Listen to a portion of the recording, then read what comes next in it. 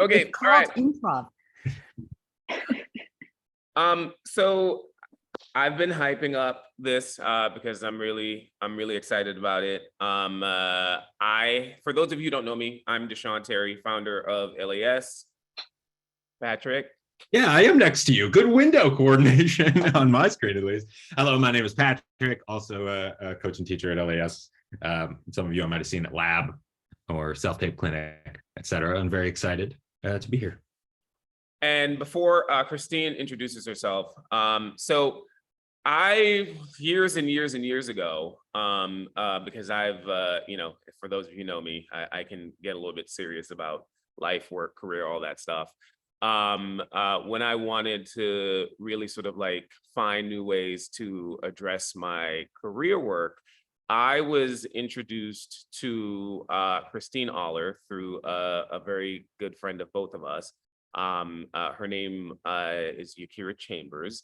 And Yakira introduced to me and told me, hey, do you want to sign up for this thing called Mastermind?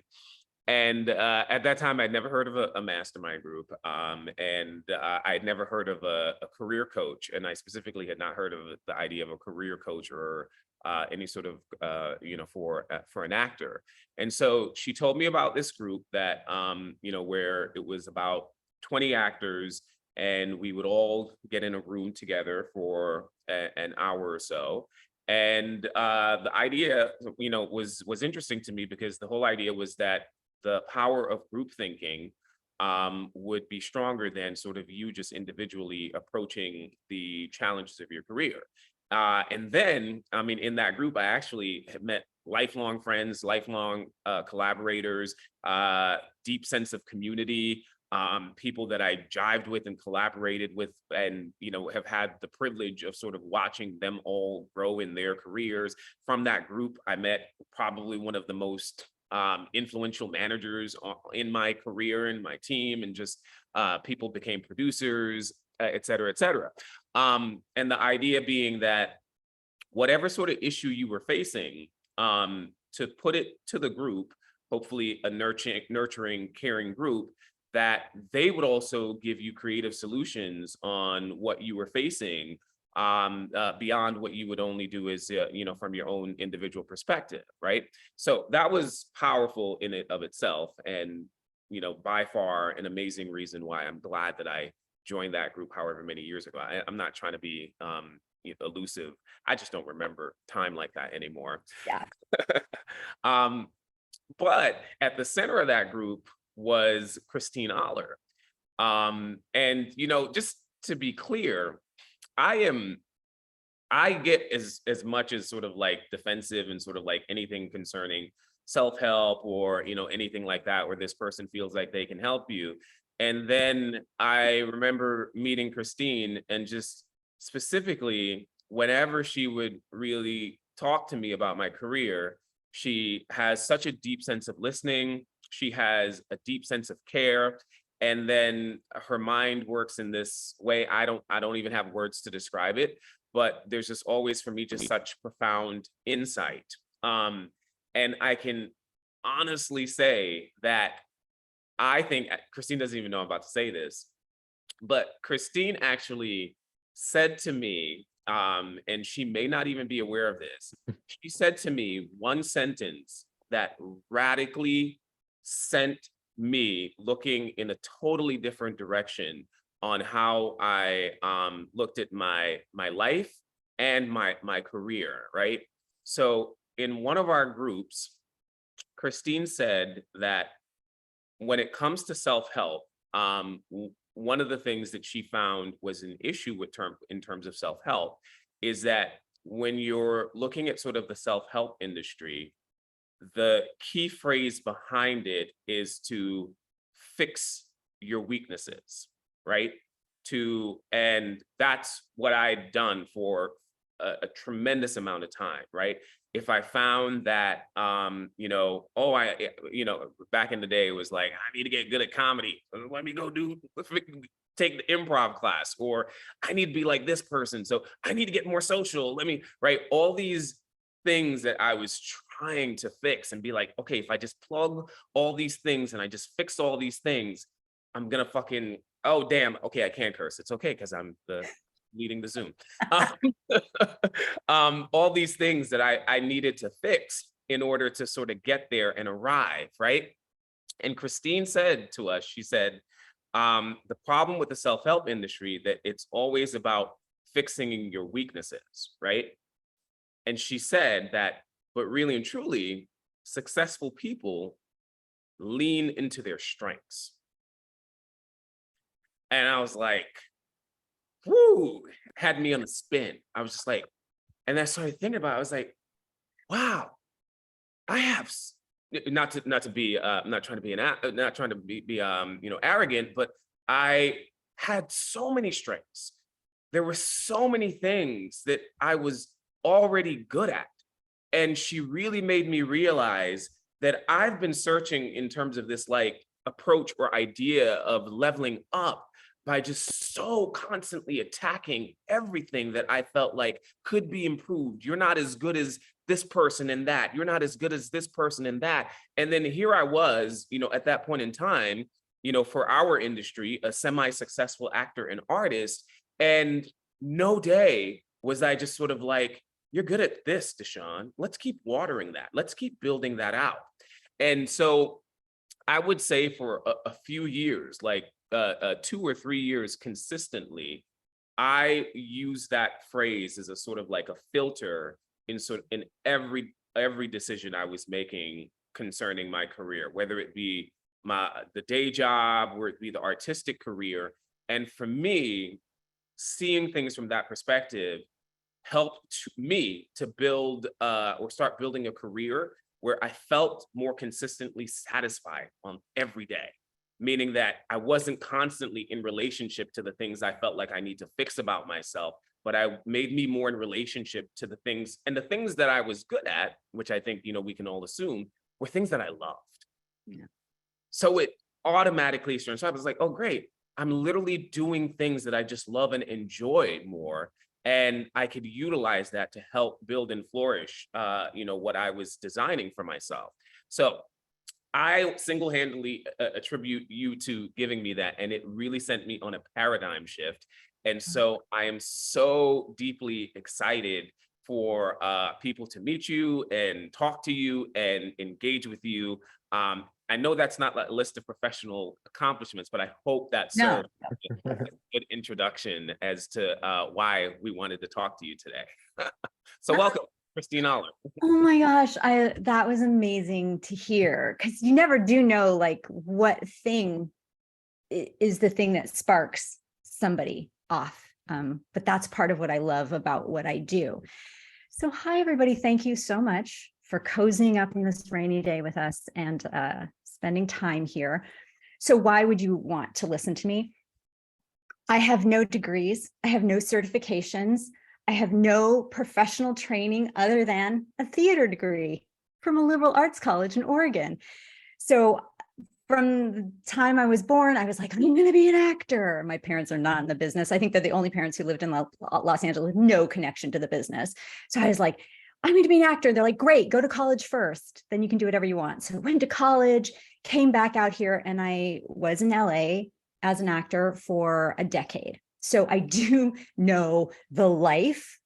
I'm not as familiar as Patrick with the ins and outs of how the industry is right now, but I have a lot of actor clients. So I've kind of kept up over the years. So as an actor, I found this group called the Actors Network. And they had these things called power groups, which were circles of 30 actors that met every month. And we talked about our past activity and our goals. And so it was accountability and questioning. And I was asked to be a leader of one of those groups. And I ended up leading multiple groups every single month for 11 years for this organization. And it was in there that I really started to understand how to listen for what the real thing is and facilitate groups.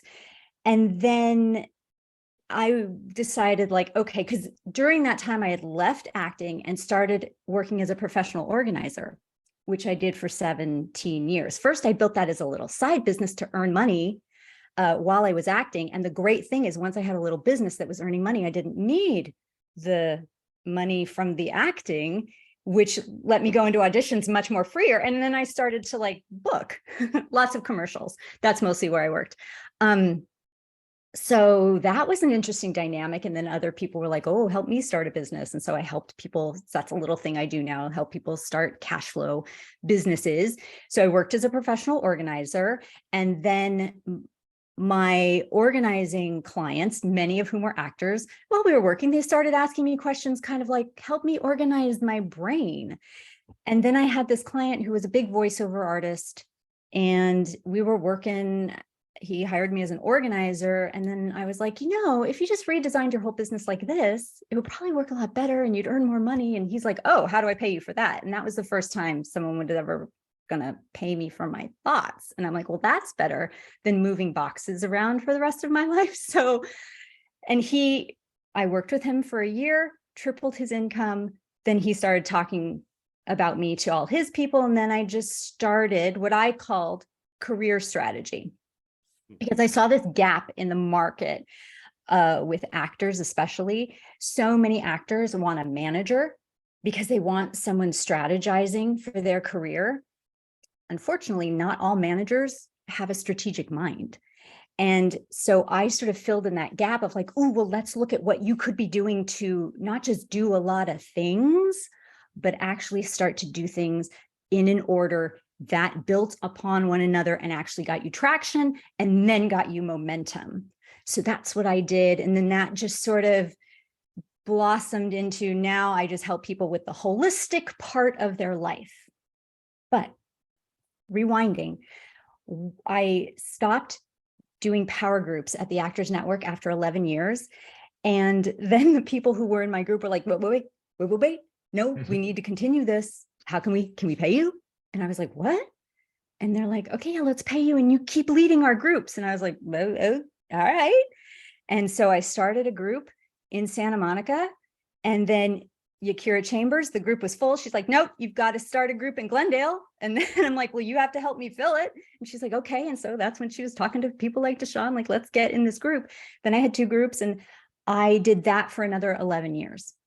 Yeah. So every single month for the last like 20 consecutive years, I have led groups focused on the internal and external development of creative artists.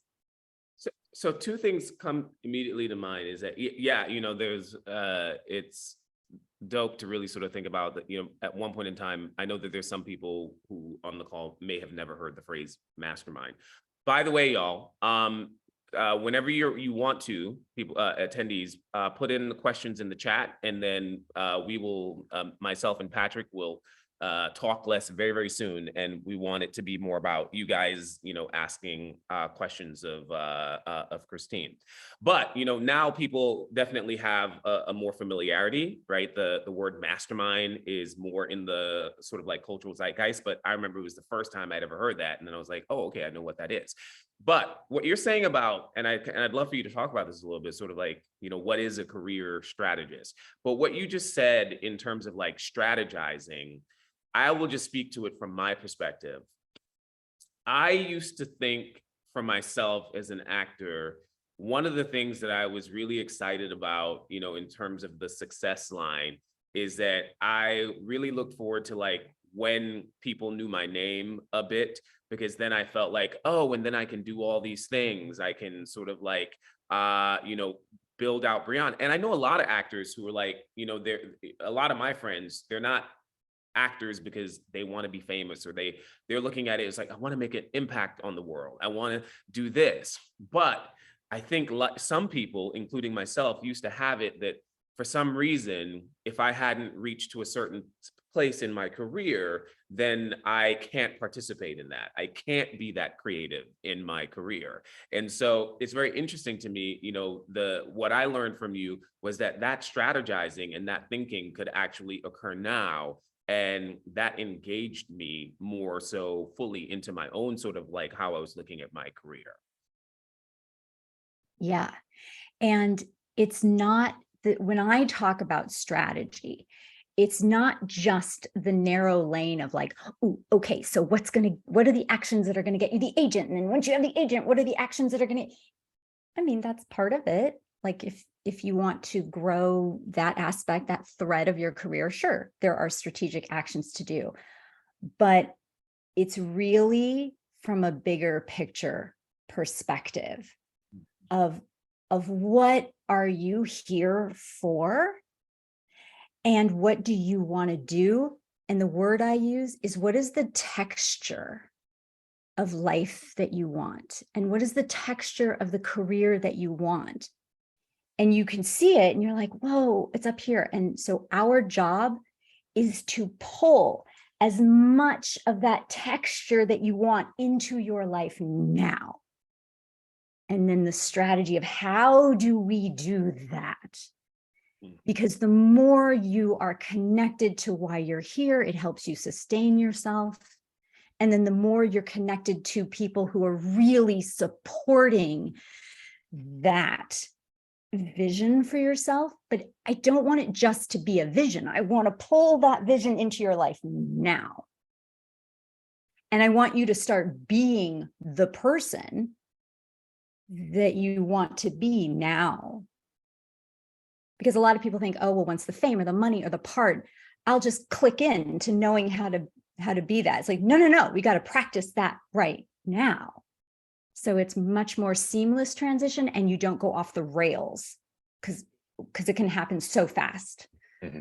And can I say this is that, you know, because you have sort of deeply influenced how I personally approached things. My description of it for myself, or the words that I used, is that as a shy person, you know, I remember when I first started going into agent's office and manager's office, I felt all this pressure because I'm like, I guess I've got to have some jokes or, you know, like something lined up. But then, you know, going off of the heels of some of the work I did with you, it then really then, you know, leaning into my strengths, really focusing on the things that I loved, to me, then because I was building something from like, I love this, I love telling stories like this. And any opportunity I had, I would literally, you know, filter in on more. This is the shit that I enjoy. And it started making those meetings so much easier. Because now I was leading and having conversations about if the agent or manager, you know, from my perspective now, if they don't want to have a conversation, if they're not interested in this thing that I authentically love and appreciate, then why would I even want to have them on my team? But before that, I felt so sort of, you know, out of place in terms of, you know, what were the expectations of me, rather than these are the conversations I wanted to have. And then recently, actually, you know, someone else who I met through you, James Jolie, when he did a session with us, you know, James said the thing, which I think is the same, getting at the same thing. James said to the students, own your story. And I think that's so important, right? Because it's essentially the same thing. Like, so that when I walk into a room, not only that I have some sort of crafted story, but I'm living and engaging in this story that is about my life. And I want people to buy in. And that's all I need to tell to the agents and managers now. It's just sort of like, this is my story. This is what I want to talk about. And there's so much less onus or expectation on me to feel like I need to be performing something or add this other thing that I don't do. Like, I don't walk into rooms and be like, yo, I'm just a social guy, but I care passionately about these things. And it's about sharing that and bringing them into the fold. Patrick, I think I interrupted you. No, I'm totally going to echo what both of you have just said and maybe put different language to it that, you know, may resonate with some people, which is, you know, it reminds me when I first graduated college, I spent a fair amount of time helping people to apply to college and then helping people to apply to business school and law school and helping them with their tests, et cetera. And the thing that you so often see with people who want to study somewhere is they're waiting for permission to start what they want to do. They're like, please let me in and this is what I'll do or something, right? And really making that shift for yourself of like, you know, when you walk into an agent's or manager's office, be like, I'm already doing my thing. I am in motion and you can hop on and we can do that thing together. But, I think when and the reason why groups like this can be so important and helpful is like when you're by yourself, sometimes you just see the reasons why you can't, or the reasons why it won't work. And when you sort of diffuse your confidence and spread it around a group of people who do develop a relationship with you, and even just to be contrarian, will be like, actually, I think you could do that if you maybe looked into this resource that you're not looking at, or maybe you can start smaller or that sort of thing. But just to really, like Christine was saying, like today is the first day of the rest of your career. It's not when you get that meeting. It's not when somebody chooses you, which is so often, what we're sort of waiting for. But instead, like, if that's the kind of life that you want to have, where you're writing for a show, where you're prepping for a role, there's nobody stopping you from prepping for a role today. And how much more confident will you be walking into a space when you're like, I'm doing what I do and I'm already in the process of building my thing. And I think, for me, that just made a huge difference. I know a few years ago when I was like, well, this is silly. I don't even know if I want to be a working actor because I don't know what it's like to work as an actor that long. Like, I just haven't done that. And like in my mind, I'm like, yeah, that'd be so fucking sick. You're on set 8 hours. And it's like, wait, this is sort of silly. I'm telling myself I have a dream and I don't have that experience at all. I need to start to create those kinds of things for myself to actually experiment with, like Christine was saying, discovering what is the texture that I want for my life. Because maybe I'm just clinging on to what 16-year-old Patrick thought he wanted. And everything in the way has just been like, I have to believe in myself. I have to believe in myself. But actually refining, like, wait, what do I want here? I'm already doing it. So let me start behaving the way that I want to. Yeah.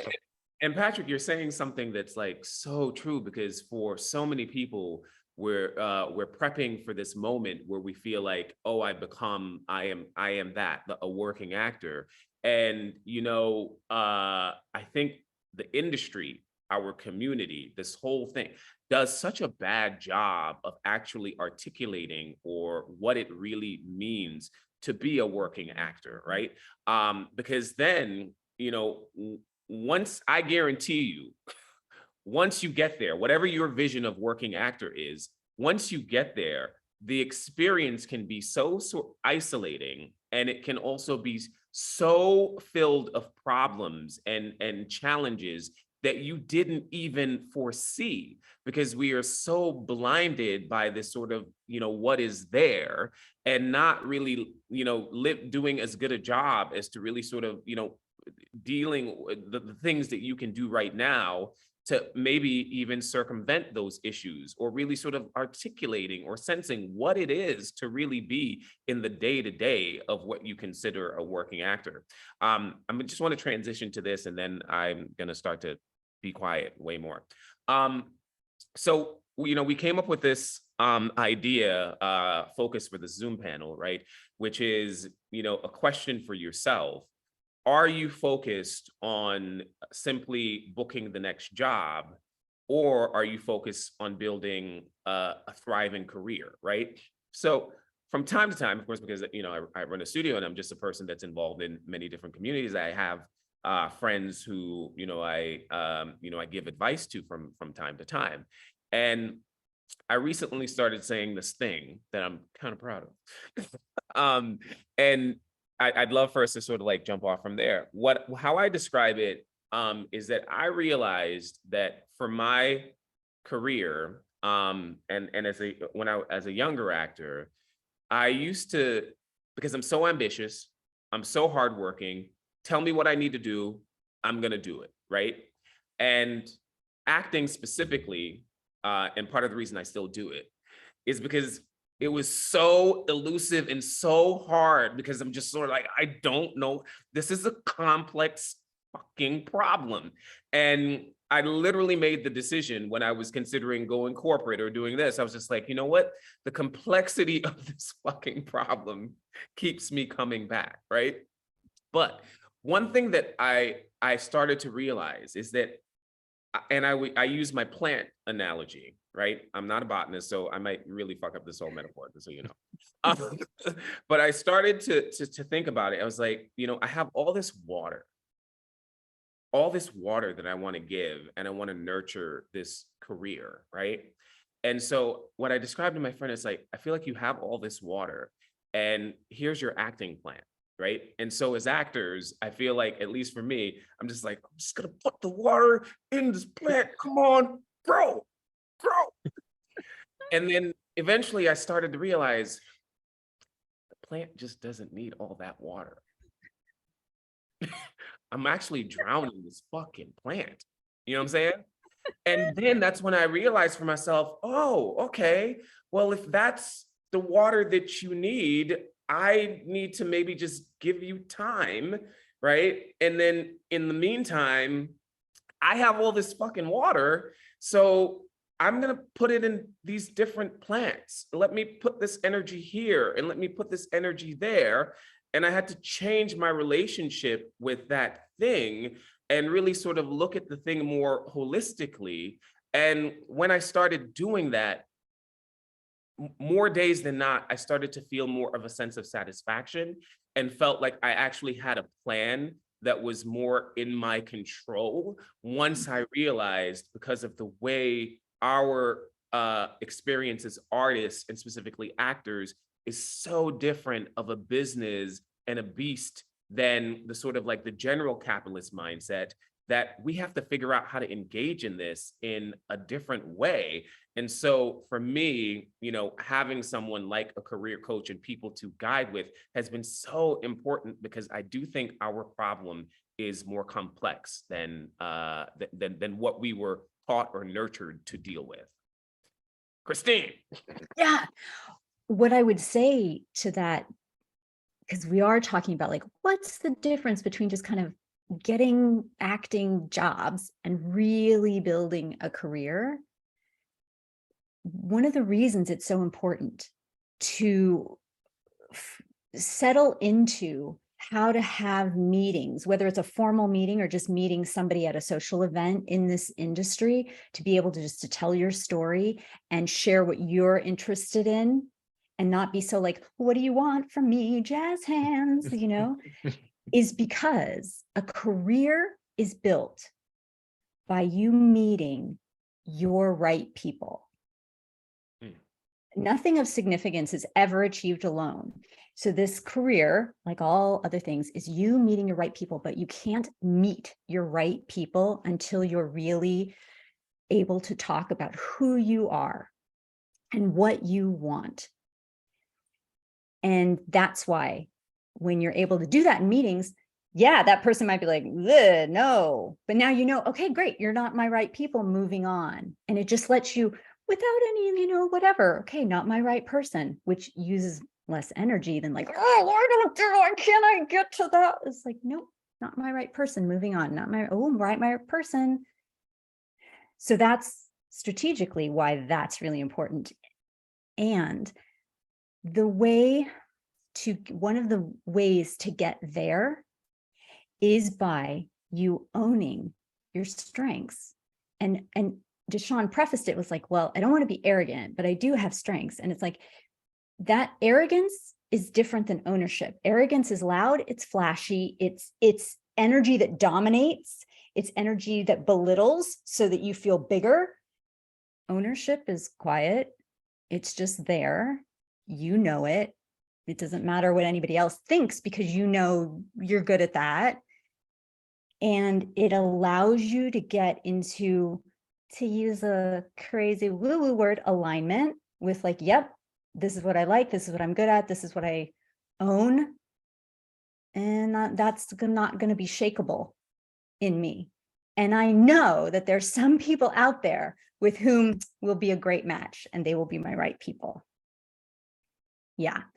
So I love all of that. For sure. And one thing that I would the things that you're saying make me think of, Deshawn, in terms of like that watering idea, which I love. I'm going to be thinking about that for a while. Is that, you know, one of the complexities of this profession, or one of the things that separates it, is the sheer time lag between effort and result in so many areas. And if you are not, as Christine is saying, if you're not like solid in, okay, like I'm confident that I'm moving toward the thing that I want, and like whether or not everyone that I meet agrees that that's what I should want, or agrees that that's what they want for me, is not going to affect me so much, because the fact of the matter is, it could be years. You could have an audition that you didn't hear anything from, and you're like, all right, cool, fuck that up. How many relationships left am I going to burn? And then 2 years later, they're like, we've been waiting to call you in for the right thing. And you're like, well, this would have helped a year ago when I was like, I've done nothing, but you don't get the same kind of, oh, and in spring, the flower will bloom, and then I will see the fruits of the labor that I've been putting around. It's so erratic, and there's such a big component of timing and luck and things that are out of our control that we need even more solidity than a lot of professionals in terms of, I'm confident in the path that I'm going in, even though I'm not going to get the same kind of regular reinforcement that you sometimes get in other professions. It's okay, and then a year happened, and then I got this raise, and then I was on the track of getting this promotion. But because the timing is going to be more unpredictable and out of your control, there's an even greater need for that solidity that you're talking about. Yeah. And a lot of times when clients come to me, they're like, oh, I want this thing, this acting career, whatever. And yet they're putting so much of their time and energy into a day job or whatever context in which they're getting positive reinforcement on a regular basis. Kudos, a paycheck, even their friends going, hey, can you help me move on Saturday? I'll pay you and give you lunch. Oh, that sounds like such a plan. Because what I was going to do on Saturday was work on my marketing, which sounds very vague. So plan. We as humans gravitate towards plans, structure. So my job is to help people get some structure in terms of their career and decorate their career with sequins and feathers and make it so compelling and clear that this thing is like, yeah, okay, I'll do this, but this is where I want to go. But for most people, it's a kind of vague. And so they gravitate towards structure of some other sort. And that could even be structure of hiding out in acting class, because it's a structure and you get positive reinforcement when you do good things. Because yes, this is a very strange career in which you can give all the effort or do something like, I was in a commercial and everyone's like, wow. And you're like, yes, but I worked like a year on this theater performance. And they're like, yeah. But I saw you on TV. Just doesn't, and even the pay rate, it just doesn't match things. Yeah. And every one of us, if I had us take out a piece of paper and we could just dash off a long list of our weaknesses. Oh, not good at that, not good at that, not good at that. You don't have to have that many strengths. I have a few strengths and I lean so hard into them, just so hard. And I've built 3 careers off of just leaning really hard into the few strengths that I have. And okay, the weaknesses. And that's what spell check is for. Right on. Yeah. Super cool. So we have a couple questions in there, but want y'all to submit more questions, whatever sort of things that you feel, even if you feel like it is a ridiculous question, put it in there, right? One of the things I also, because I've known Christine for quite some time, like, when I say quite some time, from the day job phase, meaning like, and she's helped me with just sort of like changing to a different day job to change it, right? So that's the beautiful part of whatever it is that you feel like you're facing, drop it into the chat so that we can pick Christine's brain. I can also say a few things that I think are missing from people who are just kind of like trying to piece together jobs versus people who are really building a career. So one of those things is like being able to be yourself and claim what you want, the texture that you want, so that you find your right people. That's one of the things that I think is a difference there.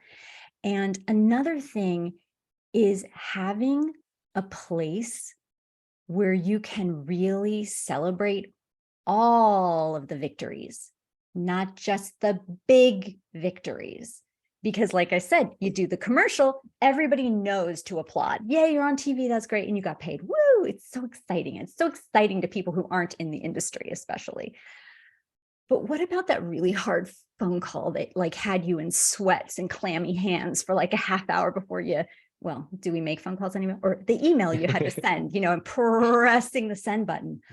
That can feel like the biggest victory. But who gets that? Who understands that?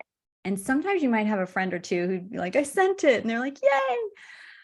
But the bigger victories that society will applaud us for in this career, because it's so erratic and weird, are far and few between often. And all the stuff we're doing in between those bigger victories, all the baby steps are just as important. All the bold moves that have us sweating outside of our comfort zone, those are important. And people, I think, who are able to build a career and sustain themselves, because building a career is something that's for a long time. That's what I'm talking about. They have a place in which to celebrate all of the stuff. And it's a place where they feel very free from that, like people going, oh, good for you, just tinged with a little, not really, oh, I wish it was me, jealousy, envy, but a place they really feel like people are rooting for them and watching their progress. So they know how hard that phone call was because, 2 months ago you were talking about the thing you wanted to do, and not just being celebrated, but an important part of a career is being satisfied within what you're doing so that you have the capacity to celebrate other people. Because that's what starts making this texture of like joyfulness around this work, instead of just a texture of like, when am I going to be in the winner's circle kind of thing. So I think people who can build a career when they have that kind of community, not just a community of other actors, but what kind of other actors, like actors who are on the same page, your right people. And the other thing is, so often, I get it, I did it, a week goes by, a month goes by, and someone's like, so how are you doing? And how you answer that question is you just take your emotional temperature of like, I'm not doing so well. When in fact, you might have done 20 things in the last week that were like, oh, yeah. But that day you're not feeling it. You're just like, oh, I'm taking my emotional temperature of how my week was, and it wasn't good. Or it was great. And actually, was it? Like, how do you know? What are the metrics? What are you looking at? Where's the data on this? And in LA, especially back in the day when we didn't have any weather, the months just go by and it's like, oh my God, it's December. Looks just like June. Who knew? So not judging your progress, your efforts, the things you're doing to really move the needle, knowing what you're doing and knowing what you say you want to do, and it just kind of falls off the cliff every single week. It's like, okay, well, do you really want to do that? Are you just saying you want to do that? So having other sets of eyes helping you really evaluate what you're doing, how you're doing it, is so important, because otherwise we default to just like, I feel okay, so that's something that I think people who build a career really do have. And for me, as a strategist, like I can give good advice all day long, and I do, but like I could do that all day long, but there is a gap that exists between guidance and application. And my world is within that gap. My world is not about giving good guidance. My world is about, okay, how do I get you to apply that good guidance? And there's several factors that go into being able to apply it. One is understanding that sometimes people can make shifts instantly, like an aha moment in a brain that then puts you, like Deshaun was talking about, that then puts you on a trajectory completely different than where you were going. That can happen instantaneously. A lot of times it happens over time. So the constant reinforcement. And then also you get guidance, but it's not like it just out of the box applies perfectly to your situation. It needs to be tweaked. You might need to do some experimentation with it to find the aspect of that guidance that, boom, you can really apply to your life. And then also there's knots that we all have, old knots that interfere with us going, yep, I totally get that that is really good guidance. I intellectually understand it, plan to apply it. Why can't I? Oh yeah, because there's knots. And we need to find them and untie them. And find and plug mental energy leaks, which is where are you just hemorrhaging energy over stuff that does not help you? Plugging those leaks means we can conserve all of that energy and redirect it towards applying the guidance, making the progress. That's the first thing I look for in clients. Is like, ooh, we need to plug some energy leaks because I want to take all of that energy and have us apply it over here. So those are some of the things that if you just don't have that in your life, you're kind of on the treadmill of just piecing together stuff and not really making that progress. So that's where I'm coming from. Awesome. Let's do one of the questions that people are bringing up here. I think we have a couple people who are asking something about this. Do you have any? Why is there anonymous attendee? They didn't want to give us their name. Do you have any thoughts on how to find or identify your strengths? And then Frances, hey Frances, she says, can you give examples on strengths and weaknesses? I think one of the most important things to do is make a list of your skills and make a list of your strengths. And you don't have to be so like, is this a skill? Is it a strength? I don't know. You can just put it on the list. I kind of defined it as a skill is something anyone else could also learn how to do.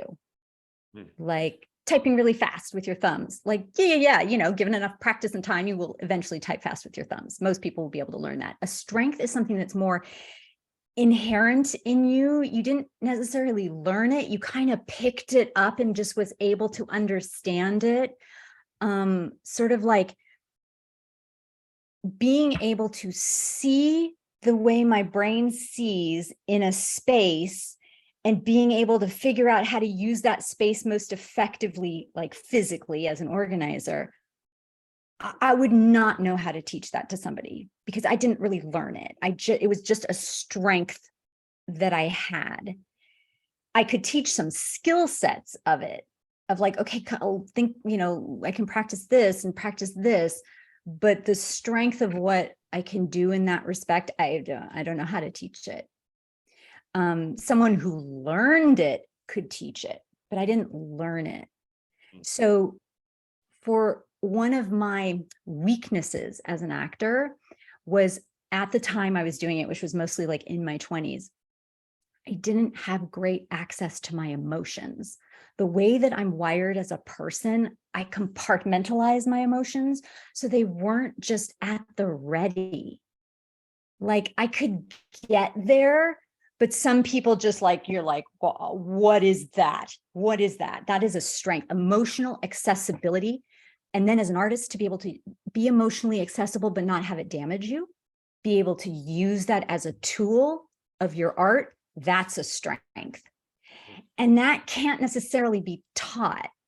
I unwound from that as I went through life, and now I have much more fluidity and access to my emotions, and I know I could use that as a tool much better as an actor where I'm acting today, but I didn't have that in my 20s, that's for sure.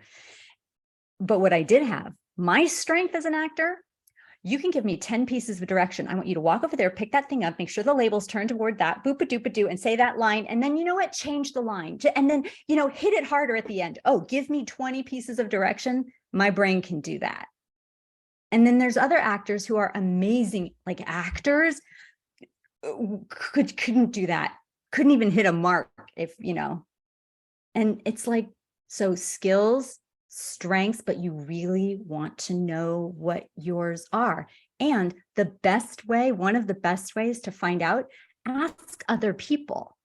Not everybody, but pick a few people, your acting coach, be interesting to see what your siblings or parent, family members might say. what your best friends might say, what friends that you are friends with, but maybe not like right now, but have relationships from long ago. What did they notice? So that's another good way. And another good way is to ask yourself, what do people come to me for? Mm. What advice do people ask me for? Are those helping me, asking me to fix things, or like for what kind of advice? Or it's not just even things that people want you to help them with, but like, are you just the person that's always been told you're such a good listener? My listening skills, I think I had the strength for it, but I think it was a skill that I learned from all those hours facilitating those power groups. It was like I really understood now how to listen, not just to what the person was saying, but to what they're really saying, and now to what they're not saying. The layers of unsaid things, has my listening skills have deepened as I've gone along.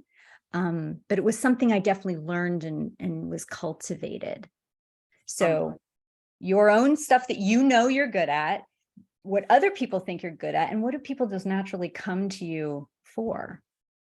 I love the asking yourself, what do people naturally come to you for? Because listening to you talk and just really think about it, it's just occurring to me, and also people's questions, that our strengths, we are actually kind of sort of I think taught or indoctrinated to sort of like overlook them for ourselves, right? That it's Oh, that it is this sort of like difficult thing to uncover. But if I ask people, I'm just guessing here, but if I ask people, what are your weaknesses? What do you need to work on? We probably have a litany of things, right? Whereas strengths, we're just sort of really taught to just sort of, because we're constantly in this mode of fixing. So that whole process, I'm fascinated of sort of like, how does one become more cognizantly aware of their strengths? And yes, that's definitely something I personally had to do. I had to literally ask people sort of like, what do you see me as? What do you do? And then it's sort of like, it was a reverse sort of engineering. Patrick, you recently sent me something like that, right? Oh, yeah. I was doing a sort of branding survey thing to just get a sense of people from with all kinds of relationships of like, what do you see when you look at, like, if you were to see me on TV or in a movie, like, what do you expect from me? Because it is difficult to have a high degree of self-awareness. I think Christine, if it's not a perfect compass, but one of the things that I sometimes use to discover what my strengths are is like, what are the things that I get frustrated at other people for not doing well? Because you're like, because it could be people talking about their emotional things or talking about professional things, and you're like, why don't you just, like, this is not that hard? And when I feel that voice inside me going, that's not that hard, be like, oh well, maybe that's just something that comes easily to me, and this person doesn't have that. That's not the way that they think about it. And similarly, in terms of like, if somebody asked me to do something, a fair amount of the time, my not wanting to do something is because I don't think I'm going to do it well. Like, there's a lot of like, no, I'm just fuck that or whatever will be the reaction. And it's like, cool. So like, maybe it's a weakness of mine to have that kind of conversation or to put myself on that kind of plan, because I'm having this like not totally rational aversive response of like, no, I don't want to do that. And so, just for me, it's unfortunately a little bit rooted in negativity, but I just noticed, like, what are the things that bug me, either in other people or in myself? And maybe there's a way of looking at that and being like, oh, well, that's just, apparently that comes easily to me, or apparently it friggin' doesn't. Yeah. Patrick, that's brilliant. love that. Yeah, it's that sort of like, what is it that you know about the room, or how the room is supposed to be operating? And I guess you kind of keep it secret to yourself. You're like, I guess everybody's in sync. No, we need you to actually do that thing and to actually lean into that. This is an acting session, but I just want to add in there that so many times, as a coach, I'm trying to get people in general to embrace their strengths and what you bring, because oftentimes, even when we're working in the actual craft of it, people disregard then sort of like, oh, this isn't valuable. I've had this my whole life. And I think that is the conversation. this isn't valuable because I've had this my whole life. Whereas I saw what's her name or what's his name do this. And so really I need to be able to do what they're doing rather than just do this thing that I authentically have. And so I love that just in terms of life in general, and even in the work that we're nurturing and working and building from that sense of strength. Patrick, Can I just say one more thing on this? You guys, your superpowers just don't feel like superpowers. It feels like breathing. Superman isn't like, oh my God, I'm flying. I'm flying. Check me out. No, he's like, oh yeah, I fly. Like, doesn't everyone? No, Superman. Everyone doesn't fly. That's why we need you to fly. Also, this is another thing about skills and strengths. Your superpowers, and I didn't know this until I shifted from acting to organizing, because I was like, but I've always wanted to be an actor. Like, am I going to miss it? Like, am I going to just see, want it? And I didn't. And I wondered, why didn't I miss it? Something I loved so much. And it was because I realized your superpowers, your strengths are the things that you plug into your vocation. So I had taken my strengths. I loved psychoanalyzing. I loved being in front of audiences. I loved analyzing things, like all my strengths. I had plugged them into acting. And that was the kind of actor I could be. But then when I was organizing, I just took those same strengths and plugged them into organizing. And then I plugged them into coaching. And if I started another career, if I was a nurse, I would be a nurse with these strengths and superpowers. And you just plug them in. So it's the stuff that you will carry with you no matter what your vocation is. So your superpower isn't acting. It's these skills and strengths that you've plugged into acting and go, ooh, that works well. That's a good fit.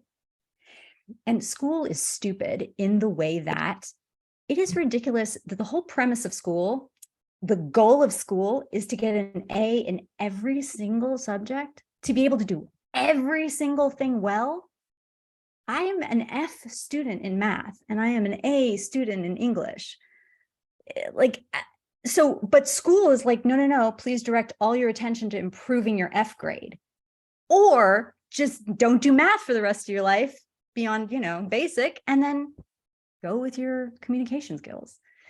And the last thing I want to say on this is talent is not an obligation. Just because you can do something and someone's like, oh, you could totally plug this stuff into this, you never have to. Your talent, your skills, your strengths, and your superpowers are blessings, and you get to decide how you're going to use them in your life. Just because you can do something doesn't mean you ever have to do it. Patrick, I'd love for you to the question, because I think it speaks to probably something that people are dealing with.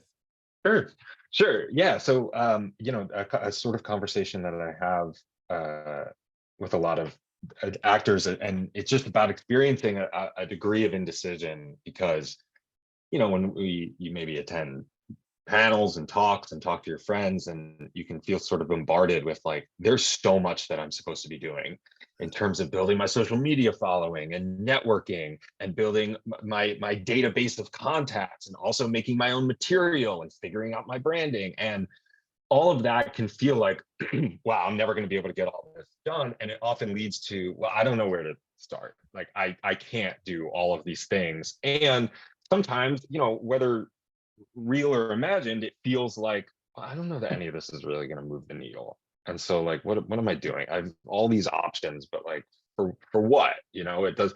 And we start telling ourselves the story of, like, the last thing I did didn't do anything, and so what? I'm just going to throw myself into this. And on top of that, there's this feeling of, like, okay, I want to be a working actor. People in this country tend to work, let's say, 40 hours a week. Like, how do I be someone who is working at this 40 hours a week? Where should I start? Both in terms of my doing something sustainable and doing something effective. And it can be really hard to sort of make our way through that thicket. So I'm sure you've experienced a fair amount of people thinking or talking about that. Christine, how do those conversations usually go? Yeah. So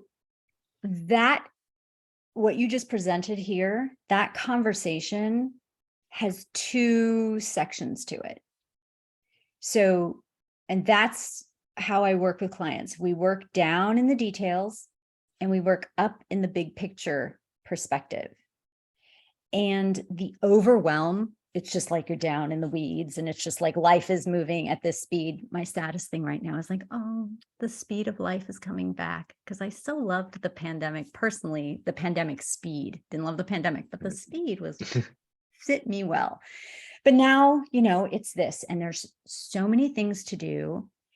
And you go and you get the tips of like, tips here, tips there, which tips, not only which tips, but then which order in which to put the tips. And then it's like, okay, but even if I have this plan, does this plan fit into the unique circumstances of my situation?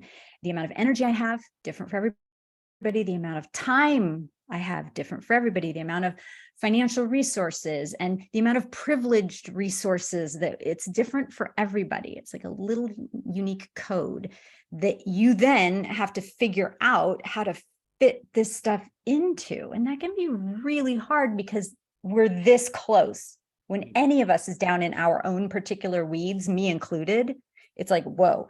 So part of, I think, the secret to success, to use a cliche, but it's, I think, building a career hinges a lot on how often you're coming out of the weeds, looking at the big picture perspective, planning from this perspective, and then dropping down into the weeds and executing, and then coming back up here and looking up here and then going down. And most people only pop up here like New Year's, maybe their birthday, maybe June. It's like, oh shit, the year's 6 months in. Like, then they pop up and like kind of take a look and get some more tips, figure out like the plan, and then just drop back here.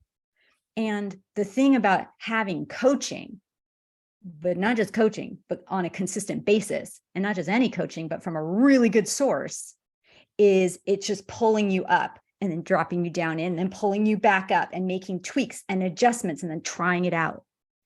So it's that process that makes everything move faster and takes away this feeling of like, I don't know, and prevents exhaustion and burnout. Because, and this is really like any kind of life. I mean, the acting life is very entrepreneurial. So anything that isn't just clocking in, clocking out, giving a list of duties and getting a paycheck, any life like that is this. It's crazy. So it's not just acting. And then the why even bother? Like, I've been doing this. I'm so good at what I do. If I just got more opportunities, I'm willing, like Deshaun was like, just tell me what to do. I will execute. When that wears on you after a long period of time, the why even bother can certainly set in. I have spent many times just lying on the floor. I like to lie on the floor because it's very dramatic and be like, why even, what am I doing all this for? We all have those moments. But the answer to that is not found down here in the details. You have to pull up and usually get another set of wise eyes to help you look at what's going on. I don't mastermind my career by myself. I have a business buddy. We have met every single month for 12 years. We're going on our 13th year together of like, we get together and it's usually like a marathon conversation, 3 to 4 hours of just like, this is what's happening. I spill, she spills, we figure it all out, but from up here. And then we go away and execute. And then we come back the next month and be like, okay, what's going on? That is where the purpose lives. That's where you connect with your purpose. That's where you decide why you are bothering. And it can be hard if you're just going, it's great if you're going up, but it can be hard if you're doing that all alone. It gets lonely just walking around going, okay, right, I'm connecting to my purpose. Does anybody hear me? Does anybody care? So until the world doesn't, until the world turns around and goes, oh, hello, we care about you. And they'll only do that for a minute. And then the world will find somebody else to go look at for a minute. You need your community and you need your guides up here. And I think a big difference with a problem when we're really talking about overwhelm and just kind of mental exhaustion, emotional exhaustion, people try to remedy that, but they ask questions in the wrong forum and from the wrong sources. And I don't mean to say wrong isn't wrong, but they don't choose the right forum, and then they don't choose the right sources. For example, so often, like, I'll give a talk or I'll give a speech, and then, people will line up afterwards and, say hi. But every single time there's a few people who come up and they're like, I just have one question. And they ask me this complex question that for me to even start, I'd need to ask them 15 questions to orient my brain or wrap my brain around them to give them any sort of answer. And that's what they're doing. They need that help, but this is not the forum in which to get that help. So we need to find forums where you can get consistent guidance from quality sources. That's when you really get your answers answered. That's when you really get another set of eyes up here that keeps you being able to be like, okay, I remember my purpose. I can go down again and execute. And I know what I'm executing for. I know what I'm moving the needle with. And here's the thing about strategy is you can't do all of the things that you're able to do. You can't do all of the things you want to do. There's just not enough time. So we have to figure out what is going to be easy, joyful, play to your strengths that will move the needle. We need to do actions that actually move the needle, because if you do one of those a week, your career can progress much faster than someone who's doing 12 things a week. I have another question from the chat. We're gonna go through them more and more of them. Okay. Leah says, "I love Deshaun's water metaphor. Thank you." Yeah. But often scared that I am going to scatter my energy. How do you know you are building? How do you know you are building a cohesive career based on your strength and not scattering when you engage in different directions as an artist, actor? You get help. Because what you're asking me is like, okay, so I'm doing stuff and I don't know if this is building. Right. You don't know. And then no fault of your own. None of us know. We have to get another reflection. And it's not something you can gather with tips on YouTube.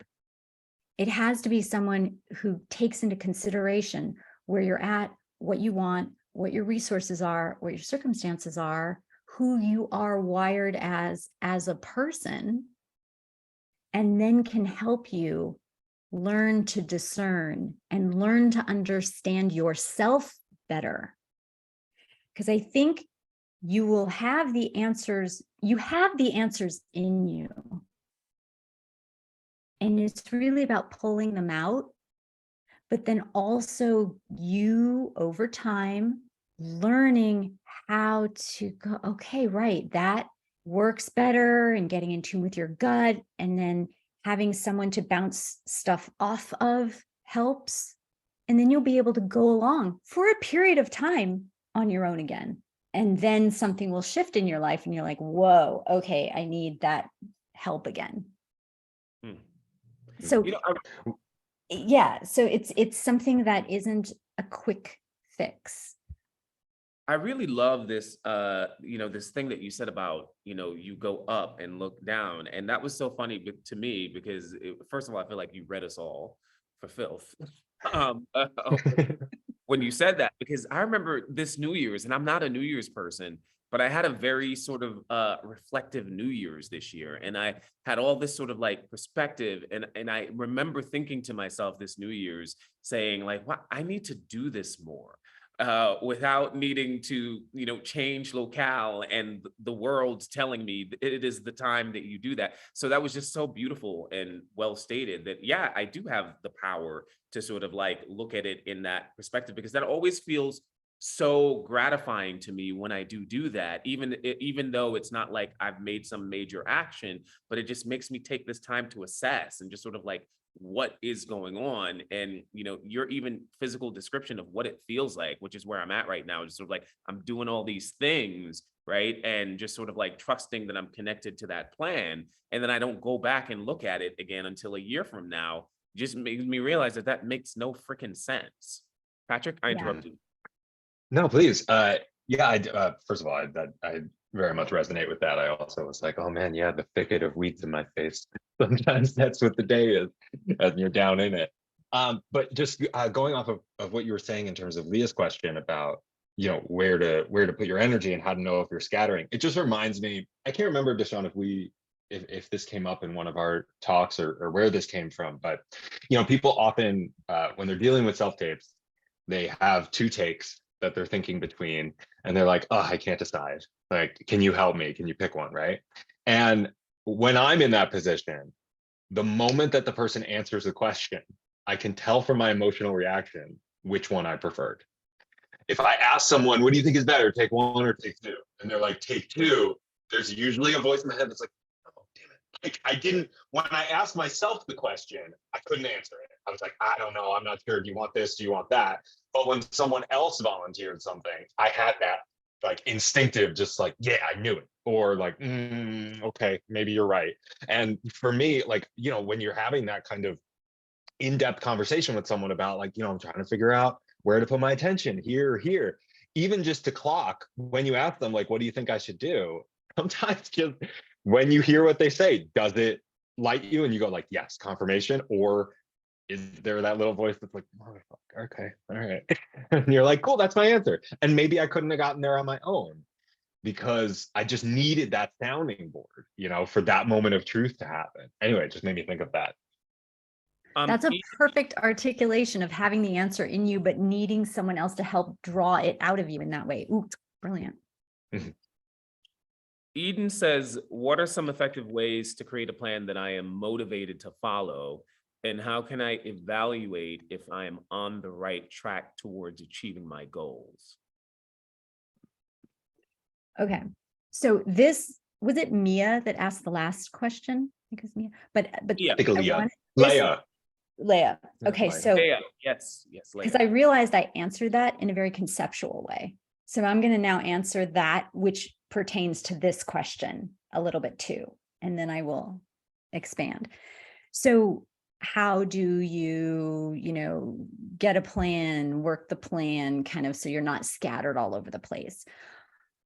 One of the things, because I answered was you need to get help with that. But what I did not mean to imply is you have to pay necessarily for help with that. It's not like, oh, you have to have some, no, it can be DIY.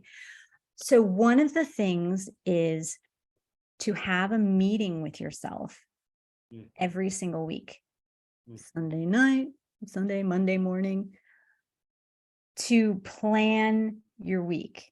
Not just, oh, these are the things that are already scheduled, but then what about all the other time?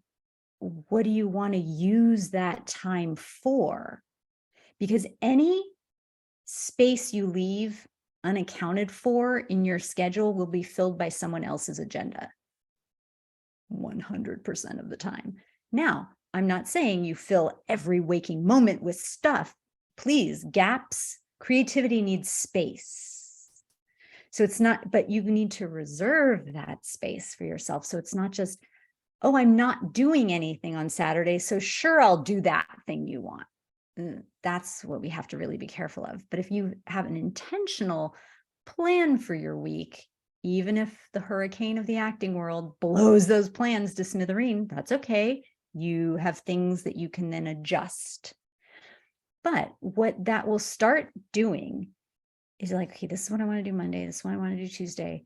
You will then start to notice every week when you have your meeting, oh, what just keeps falling off the edge of my week? Which is usually the important things that are not urgent. But I really want to do that thing. I want to write that thing or start that. It just keeps falling off. And that will indicate to you, okay, do I have to do less of something to make more room for that? Does something else need to be taken off the calendar? Do I need more accountability just around that project? And then I suggest, if you need accountability, you can get an accountability buddy. You email on Monday, this is what we're going to do. And we email on Friday, like, oh, I didn't do that, but not just I didn't do it. And then your friend goes, that's okay. It was a hard week. No. The analysis is, why didn't you do it? What interfered with it? It could be, oh, what I had this huge audition and I had to plan for. Great. That sounds logical. That's totally part of your career. But if it's just sort of like, well, my friends called and I did this other thing. It's like, why did you make that choice? You have to start analyzing your choices, noticing that what choices you're making, and then filtering them through. As Deshawn said, you have to have a filter of like, what are you really going for? And does your week really kind of reflect that? And what did you do this week that was one of those needle moving activities? So you can do that with yourself or with an accountability buddy every week. But then I highly recommend you meet with somebody once a month to be like, where are you at? What you doing? So that you can even just be reminded for yourself of your own plans. Right. And what's great about having a group is that the energy within a group not only is like there to refocus you, but usually it gives you a nice injection of like, yeah, this is possible, that will last for a few weeks. Then you meet again and get another injection of like, yes, this is possible. Because we all need that. And that's hard to give it to ourselves. We're not meant to give ourselves inspiration and accountability. We're not built for that. We need that from external sources. And one of the big things between people who are just doing jobs, and someone building a career is they get external sources of support, accountability, and inspiration. That's why I started the mastermind group. That's why mastermind groups are so important. External support, accountability, inspiration. So because you're trying to self-generate it and it doesn't work because you're not built for it and you just get exhausted.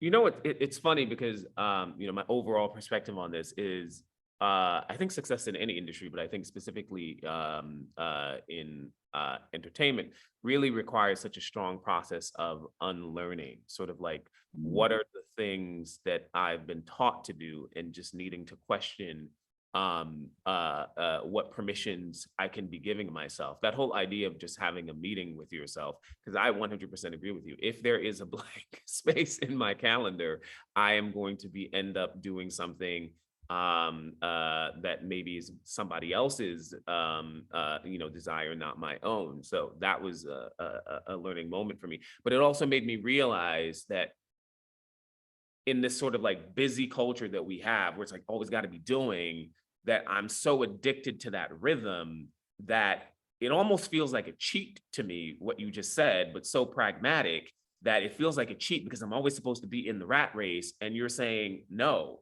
take a moment, take a meeting with yourself, accountability buddy or whoever, and really allow yourself that time. And I realized how much even the system that we're built in feels like it doesn't give me permission to do that. And it feels a little bit like I'm doing something a little wrong in it, only to put that out there, because I think that's probably there for other people. It's so fucking smart and wise, and it just makes sense. And it feels good when I do it. When I somehow do it, that always feels good and refreshing to me. Lauren, Can I add something to that, Deshawn? Yeah, go for it. Real quick. Just in terms of this, how do I motivate myself? How do I stick to a plan or that sort of thing? Just to share some of the stuff that I've picked over the years, which is, first of all, the importance of boredom, the importance of being honest with yourself. And what I mean by that is, one thing that I will do if I have a goal and I'm like, all right, how am I going to do this? Is I put my phone in the other room and I sit on my bed and I keep on asking myself, no, but what are you actually going to do? What is the plan? Not because, a mediocre plan that you stick to is much better than an awesome plan that goes out the window. And so just quieting down with yourself enough that's like, okay, but like, actually, like, yeah, that would be dope if I emailed 50 casting directors this week. That would be awesome. Hold on, right? Because part of what you're doing is demonstrating to yourself that you are someone who does what they say they're going to do. And, you know, in how scattered we can be in this industry, you make promises to yourself and you break them all the time of like, all right, I'm definitely going to get that together. I got distracted. It got away from me. Right. And then the next time you make a plan, part of you is like, yeah, but I know my relationship to plans. Like, has it happened? And sometimes it's like, well, you know, the plan, it was fun. I got a real dopamine hit making that plan or whatever. And so, you know, to me, you can only build on success. You can't build on failure. So if the success is, I'm going to write one email this week. I'm going to write one email to someone that I saw in a workshop, and I'm not sure they remember me, but can I do one? And if you can't, then go Oh my smaller. God. But, you know, but if you have, the plan has to be something that when you sit and are real with yourself, you're like, all right, I could fucking do that. You know, like at the very least, I know that I can do that. And then look at that. You said you were going to do something and you did it. And now the next time you outline something, the voice is a little bit quieter in your head that goes like, yeah, but it's okay if you don't do it. And like, no, you need to change our relationship to what we say we're going to do sometimes. And piggybacking off of what you're saying, love it so much, Patrick. But you know, there's so many downsides to our industry. But one of the upsides is that I look at it as I think in this industry, we have so much time in the sense that, you know, I know people who they started like really hitting it when they were 56 and they just started, you know, on every commercial and the TV show and the Oscar nomination and like everything, right? And one of the things about our industry is just sort of like that I look at it, I know a lot of people will say like, no, what are you talking about? You know, but we have so much time because I look at this industry is like, for most of us, right, we will have a pocket, right, some years when it's like the people are going to be like, it's all about you. And within that pocket, right, and you know, this is things that I don't talk to people about, but you know, reality of it, we then have to strategize sort of like in that pocket. How do I make sure that I'm earning all the money I need to be earning, that I'm really directing the conversation to the way that I want it to, and that I'm really able to get to, but if I literally just send one email a month and I am prepped and ready and, you know, understand the texture to really take advantage of that pocket, to me, I think that that's such a beautiful thing that actually aligns with how our industry works. Christine, I think I interrupted you. I just wanted to say that's why I love Patrick, because he was so spot on the money. And I think the very last question that was asked, I think I heard the word scattered. You know, I want, how do I know what I want to do? I want to do so many things. What do I pick? How do I do that? And so Patrick was key, because a to-do is an action. People put things like make a marketing plan on your to-do list. No. That's a project that has many to-dos, but what to-dos are you going to do around your marketing this week? A to-do is an action.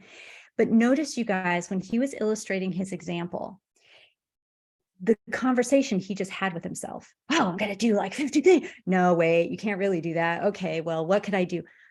It takes time to have that conversation with yourself and to unwind and ask yourself the questions and then be real and then get over your like disappointment that you won't be doing the 50 and then pick the person you're going to do. That takes time. That's what the meeting with yourself is for. That's what the time up here is for. You cannot create, and you cannot create a career choking yourself to death.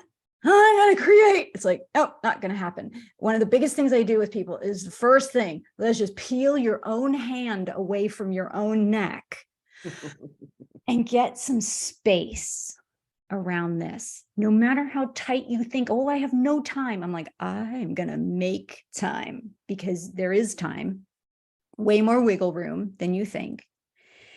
And you need some space. Space feels so good.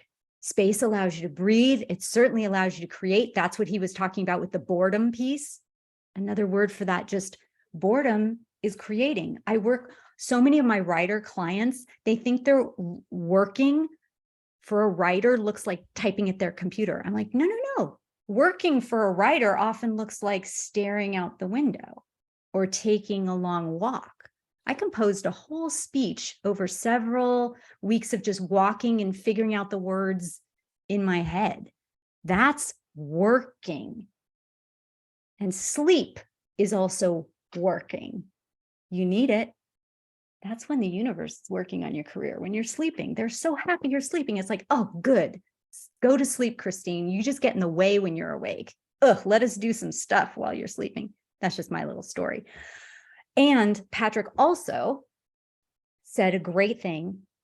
And this is because I think people think when they work with a strategist that their whole week is going to look like just this packed, tight, everything's going to work out perfectly thing. No, no, no. The first thing I do, lower the bar.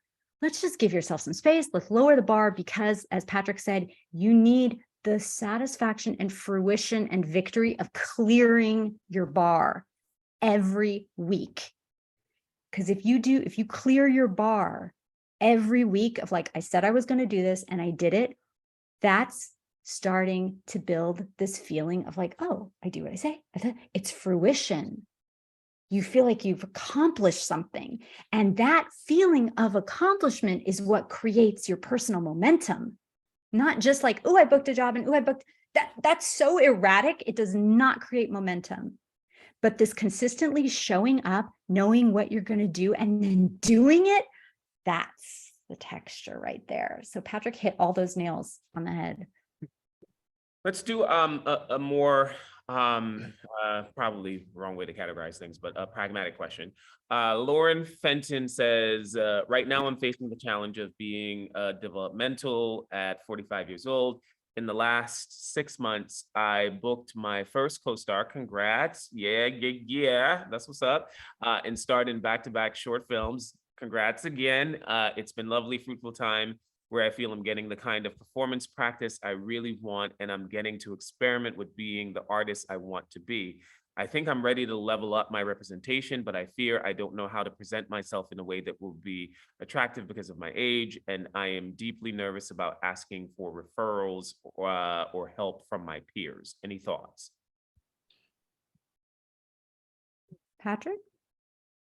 Well, I'll first start with this, which is just, and maybe the answer isn't like this for you, but when people that I am passionate about and they ask me for a referral, I am ecstatic at the opportunity to be able to use some of the work that I have done to help someone else. It's always, sometimes we're afraid of imposing, and the question that I always ask is, what are you denying this person by giving yourself the no and not giving them the opportunity to perhaps it would make their day? And if the answer is no, then you actually got the no instead of giving it to yourself.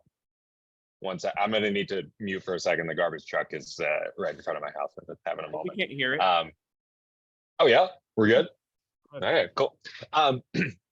For sure. And I think that, that is certainly the kind of conversation that you need to be able to have with your representation if they're going to be working with you. I think there just is very often a sort of like eggshells feeling around talking to your representation of like, I don't want to say the wrong thing. I don't want to get them the wrong impression. And all of that to me sometimes comes from a like, do I not actually believe that I deserve to have somebody working on my behalf? Do I not actually trust that like they are lucky to have me, and if they're great at their job, then I'm lucky to have them, and like this is a two-way street completely. And so if part of what's happening there is you feel like the things that you're being submitted for are like, I'm just not sure that we're on the same page, then like, well, there's one way to find out, which is what are you imagining the next job for me is? And let's make sure that we're on the same page in terms of where we're trying to steer this thing, because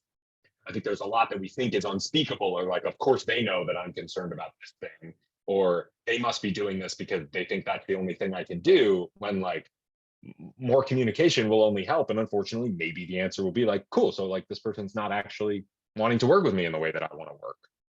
But the sooner you have it, the sooner you can then not be in a relationship that doesn't actually serve where you want to go. Those are some of my initial thoughts, at least. Can I say something on this too? Because I think it's cool to answer this question, because I do think it connects back to something that we said earlier today, which is owning your story. Whatever your story is, owning your story, right? I've been in some of these rooms enough and wish, every time that I have a deepened sense of really owning my story, because, owning your story starts in the room with the agent, then owning your story moves to the room with the publicist. Owning your story then moves to the conversation that you have with the showrunner. What is the story I want to tell? Why am I playing this character, right? What am I? Who am I? What makes me different, right?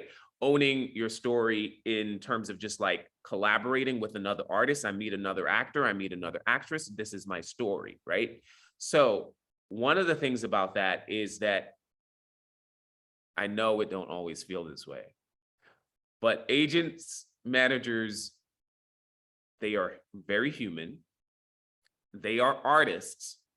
They've had to put up this sort of wall just for the functionality of their job. They're being inundated with so much because our industry is oversaturated, right?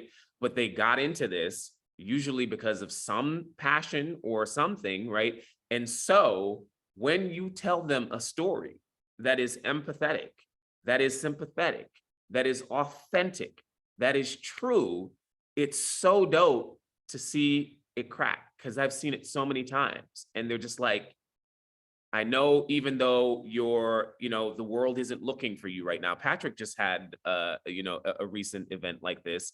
I'll leave that to him if he wants to share it, right? Where in you really just owning that story. Because what I hear, and I don't know your story, Lauren, but I'm just gonna make some stuff up because we can't quite hear from you right now. But if your story is that I didn't discover who I was until I was 55 years old.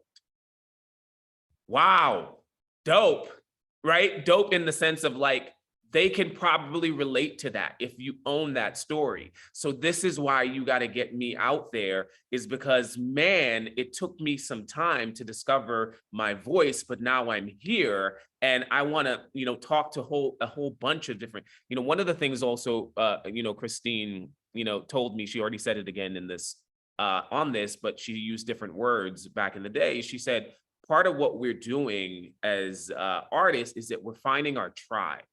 Right? So let me be authentic in the colors and what I wear so that I can find other people. And what's so cool about our industry right now is that it is becoming more tribal in the good sense of that, right? Meaning that you don't need to, your story doesn't need to apply to every freaking person in America. It can be like, yo, there's a tribe out there for this story. So I hope that helps a little bit, but I think owning your story, and for all of you, right, whatever that is, and specifically drop that down to you, right? That how can you own your specific story? Because it's powerful. Yeah. And I think what Deshaun was illustrating is you're going to have this ask many, many times again. You're going to be in rooms at different levels, at different stages. So this fear of like, oh my God, I have to make an ask, or I have to speak up about this or really share. Yeah, that's going to be unavoidable. So the job now is to start building that muscle so that it's strong enough to have it in the agent room, and it's strong enough to have it with the showrunner, and it's strong enough when you become a producer on a project and suddenly you're able to give the contribution. You want that muscle to be strong of like, oh, I'm so excited to be at this table. And we get started building those muscles now. And what happens though, is our little lizard crawls out of our brain and says, don't ask those people for referrals. You will die. You will die. You need to get back in that cave where it's safe. And what I used to do with my groups is we would do these things called expansion experiments, where they had to write out, this is what my lizard brain is telling me. I will die. I'm going to inconvenience people. People will be mad at me. They're going to reject me if I ask for the referral. Okay. So what's the experiment that you're going to do to test that theory that you are going to die? Because you don't build the muscle and you don't realize, oh my God, that didn't kill me, until you try it and viscerally experience the fact that you didn't blow up. You have to experience that you didn't blow up. And that's how you get a little bit stronger. And to what Patrick said, yeah. You asking them for a referral, you're giving them a chance to get into heaven. They need that. So let them, do a good thing. And I speak, because oftentimes when you hear people give this kind of advice, no, you just got to go do it and build that muscle. It's like, oof, it's probably easy for you. My career as an actor stalled at a certain point because I suffered from the good girl syndrome. I was just going to be a really good girl. I was not going to make any trouble, not making any ass. I will just sit here and do really good work. Someone will notice me at some point. I'm an introvert. I was so shy. Networking was so hard and I had to learn how to do all of that stuff. And I only learned a lot of things after I became an organizer and had my own business. And I was like, oh, so that's how if I would apply this back to the acting thing, oh, that would be a whole different experience. And I was able to do it over here because, acting, it's ourselves. It's ourselves. And we care so much. It's not just fear that prevents us from asking for referral. It's just that you care so much about this dream and this goal. And you're like, I don't want to fuck it up. And if I ask, what if that fucks it up? It's like, yeah, well, we got to test that theory, unfortunately. Yeah. Totally. One thing that I do, or I did, not this past New Year's, but the New Year's before that was, I'd set out to get as many no's as I could. I set a goal for how many no's am I going to get. And again, it's just because I needed to flip it for myself. I was like, how am I going to motivate myself to make the ask? And it was like, could I get 100 people in the industry to say no to me? And turns out you can, but along that path, you get yeses that you're like, oh snap, that was unexpected, and even just that little twist of what is the success here? Sure, I was shooting for the no, but hey, if it turns out that you want to help me with this thing or that we can work together, then great, And this is so true because this is why I like Patrick. I remember this phase because last year at some point, just our usual Zoom, I'm like, hey Patrick, how you doing? He's like, good. Just got my 37th no. Yep, cracking them up. And I was like, okay, I don't have any questions.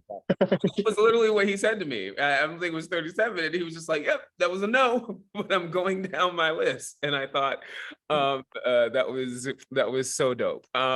So hey guys, so a couple things. Two things I want to say to you guys. The first thing is this, because this is a good time to announce it.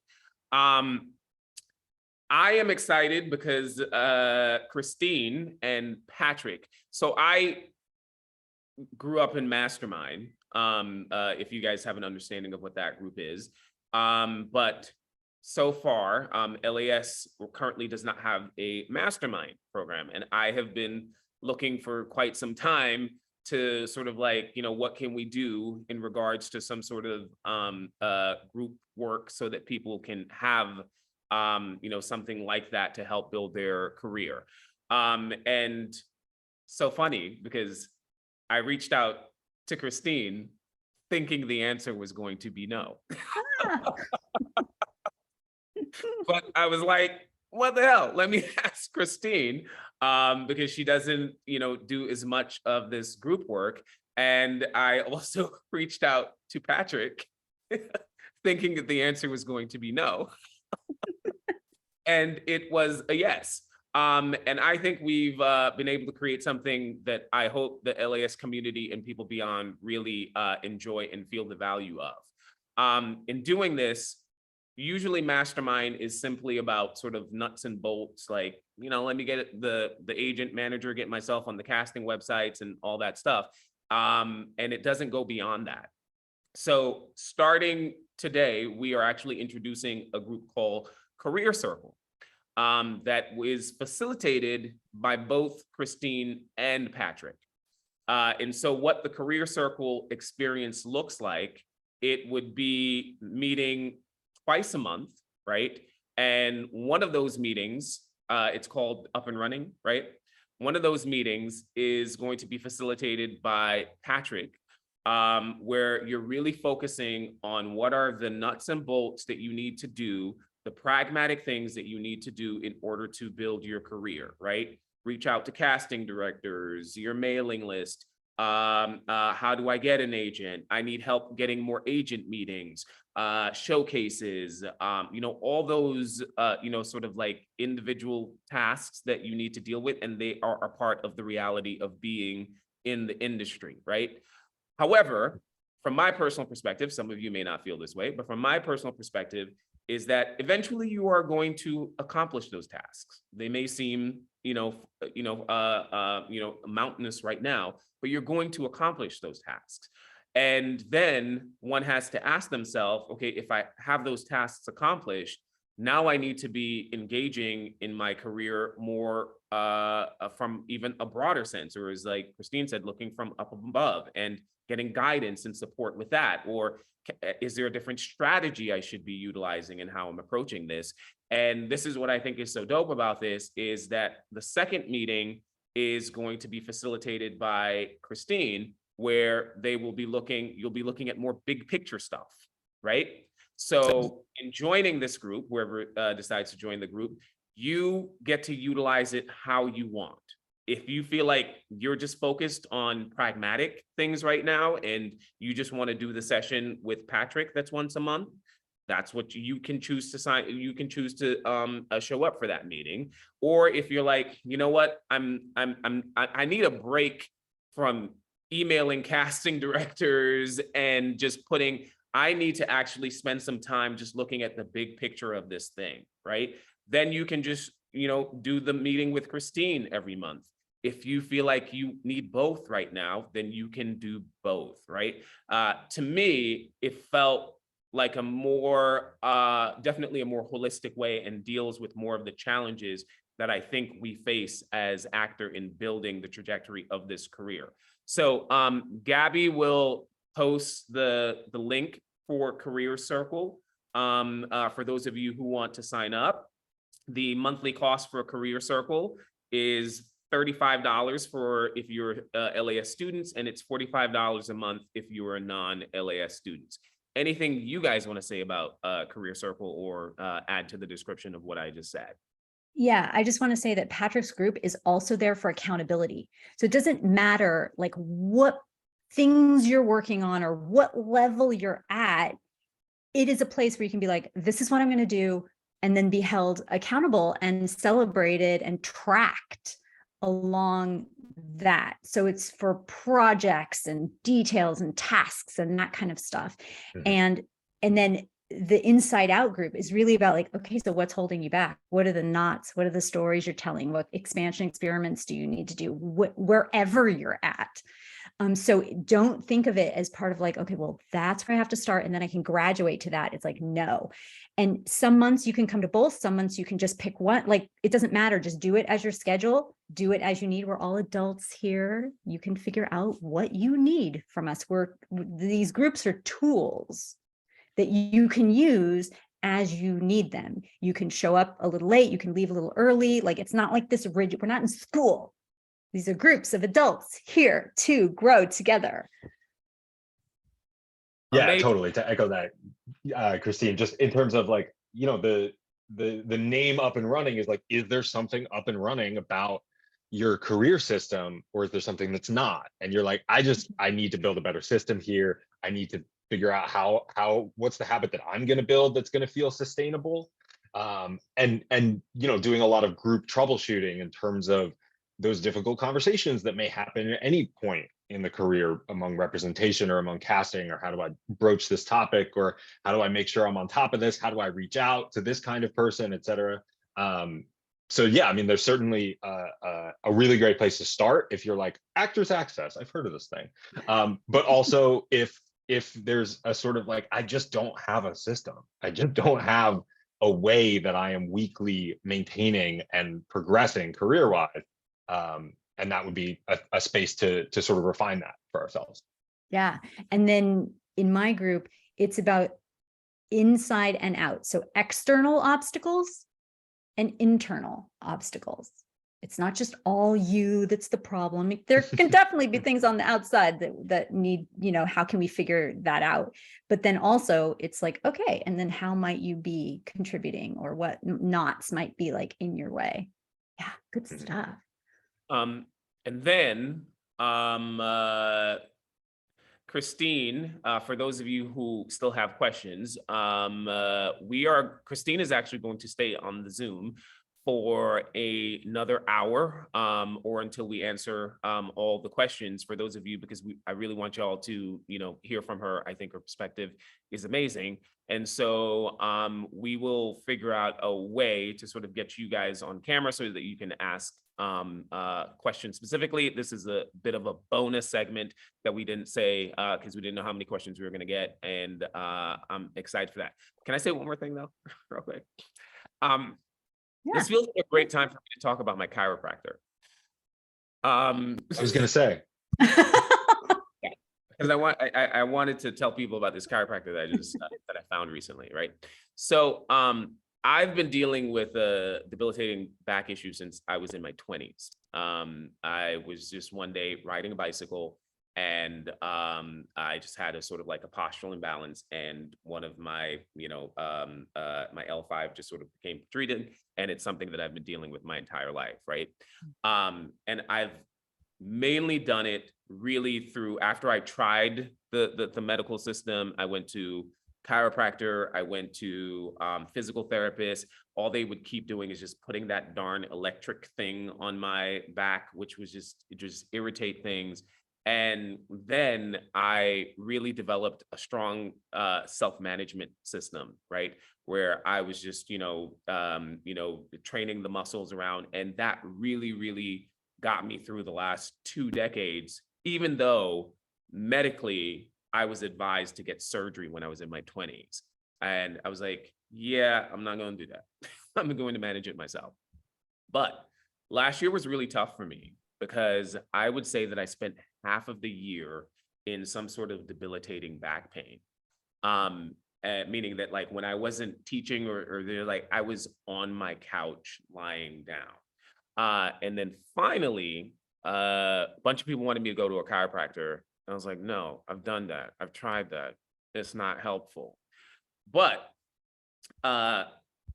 Daisha, one of the students, she kept coming to me and she was like, Sean, you need to try my chiropractor. And only because I like Daisha, I was like, fuck it, I'm gonna go to this dang chiropractor, right? And so I go to this chiropractor. His name is Mensa. If you email the studio, I will give him referrals any day, at any time, right? And finally, I found someone, I get a little emotional about it, that he really listened to what was going on, what I was talking about. He didn't just like, I'm gonna give you an adjustment. He really worked with me in terms of like, from the very beginning, he told me, he really pinpointed, no, you actually need to, loosen up here. And so you need to do these stretches, or you need to do that stretch. And it just really felt like such a healthy communicative environment. And me doing that and going over what I thought was like, I don't want to go to a chiropractor, and trying something new made me think. I was like, wow, I'm in such a better physical place, and I'm enjoying my physical life so much better right now. And I would not have been able to do it without this dude's advice. It just made me think about all the things or ways or things that I'm struggling in my life, where if I actually was open to just be like, maybe somebody can help with this, that there is, for my specific way that I think and the way that I learn, that maybe there is someone who can help with that. And me doing that has made me like, dang, I need to keep nudging that rather than constantly being like, I must accept this. This is just what it is. And so I'm just going to toil through it, right? And so the purpose of my non sequitur to my chiropractor is that I'm really hoping that some of you find that in Career Circle, because I know as an actor, and before I met Christine, I felt like I was definitely at one of those places where it was like, I just have to do this by myself. It is what it is. And if it wasn't for a friend who said, no, try this. And in one of the first meetings with Christine, Christine said to me that if you look at a corporation, if you look at a business, there's a department for innovation, accountability, right? Application. I'm not saying the right words, but she made me see immediately, just sort of like that, wow, in the corporate structure, they do all these things and have departments and people who are responsible for that. And that made me realize, or what she was saying is like, as an actor, here I am running a fucking corporation. And because that's really what it is. We are running a business. And the task on us in running this business is that you're the CEO, you're the employee. And so the unsurmountable task of like, and then on top of that, you go on a head trip because you just got rejected, right? And so I'm hoping for you guys, because there's so much responsibility, and to be able to put some of that burden into a community setting, or help yourself, or have a meeting with yourself. For me, only saying it because I think it's really pivotal and it's been a big shift for me. So I'm hoping that for some of you, Career Circle maybe becomes the relationship I've had with this chiropractor, when it's like, wow, I didn't need to carry that burden by myself as long as I did, but I'd been burned so many times that I just settled on the answer of I'll just do it myself. And so hoping that from, you know, what we discover in these rooms, that you find a true asset in Career Circle. So cool. So now let's start going through these questions. And what we'll do, Gabby, as we go through the questions now, if you are, for those of you who would like to come on camera to ask your question, we'd love to just sort of like get it from you. Lauren, you were Lauren Cantel. Are you still here? Oh God, we got to enable the chat. Can someone enable the chat? Gabby, can you do that? Mm-hmm.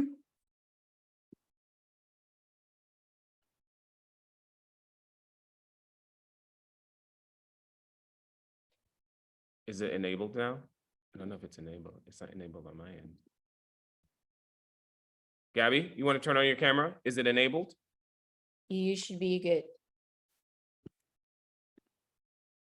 Oh, it is. Look at that. Oh. Hello. Great. Lauren? So, Lauren, do you want to ask your question on camera, or you just want me to just ask it?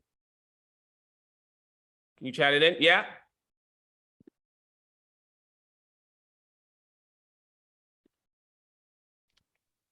Because, you know, some people may not just want to come on camera. Oh, that's Right. fine. But it'd be great to hear their voice so I can. Yeah. Okay. We'll just do it via voice. Yeah. Oh, there she is. Hi. Great. Awesome. Hello. Hello. Thank you so much. I honestly feel like my question was answered. I just couldn't type fast enough. But just really grateful for this space and the upcoming group, which I signed up for, and I may have signed up twice by accident, but I'll follow up Perfect. later. So, We'll just give you double the attention. oh, great. Yes. Okay. Thank you. You're Bye. welcome. I'm Cool. so glad. It'll be lovely to meet you. Great. Thanks. Bye. Oh, yeah, that's it. Okay. All right. So then let's Yeah. keep going. So the chat is enabled. If you have a question or stuff like that, you can also do it via the chat. Let me go back to the Q&A now and get some more questions from there. So Trey says, how do you differentiate between strengthening a new skill and trying to strengthen a weakness? Trey, do you anything else you want to say about that if you're still in the room? Can you read that question? The first part of it again? How do you, what? How do you differentiate Differentiate. Differentiate Yeah. between strengthening a new skill and trying strengthening skill. Okay. So strengthening a skill versus like shoring up a weakness, or just trying to get kind of better in an area. It's not to say that there might be some things that you're not naturally strong in that might be of use to sharpen or strengthen a little bit. So I just want to be clear that it's not like, you know, ignore your weaknesses, don't worry about them. No, but it's about discerning, like, how is this going to help me? Why this weakness? How strong does it actually need to be? Where does it need to be so it will do what I need it to do? You know, do I need to be the best improv artist in the world, or do I need to get a little familiar with improv so I can put a button at the end of my commercial auditions? Because that's two different fields of study, the best improv or just enough to get what I want. That's what we want. We want to dial in what you're working on yourself to get what you want from it. So there's going to usually be a texture difference between working on a weakness and, oh, I want to learn this new skill. That is kind of usually self-motivated, like, I want to learn this new skill. And you usually know like why you want to learn the new skill, like a sword fighting or whatever. Yeah, your weakness has a lot of knots attached to it.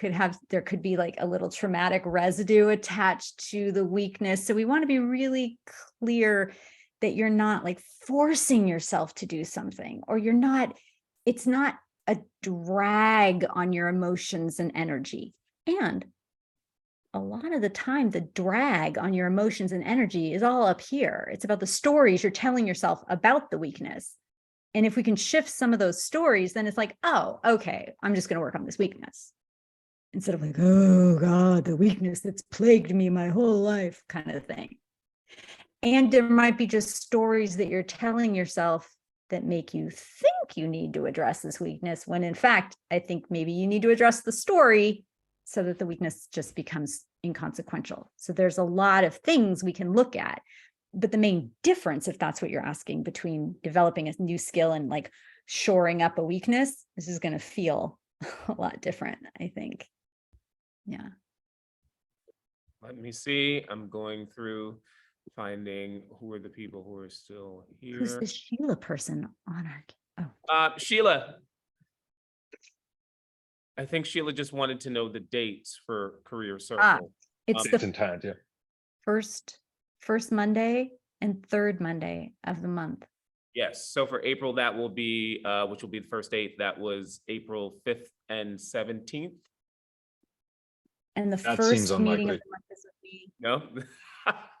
Sorry, no, just they should be 14 apart. That's why the 5th and the 17th just didn't track for me. 100%. Yeah, the 3rd Yeah. and the 17th. Third and the 17th. And the first meeting of the month is with me, and the second of the meeting of the month is with Patrick. So first Monday, third Monday. Great. She was wondering Camilla, about time. What time are those meetings?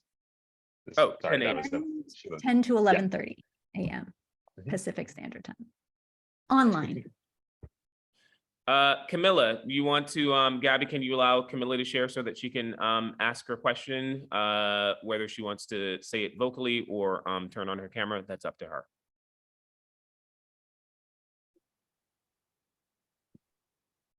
Camilla, you there?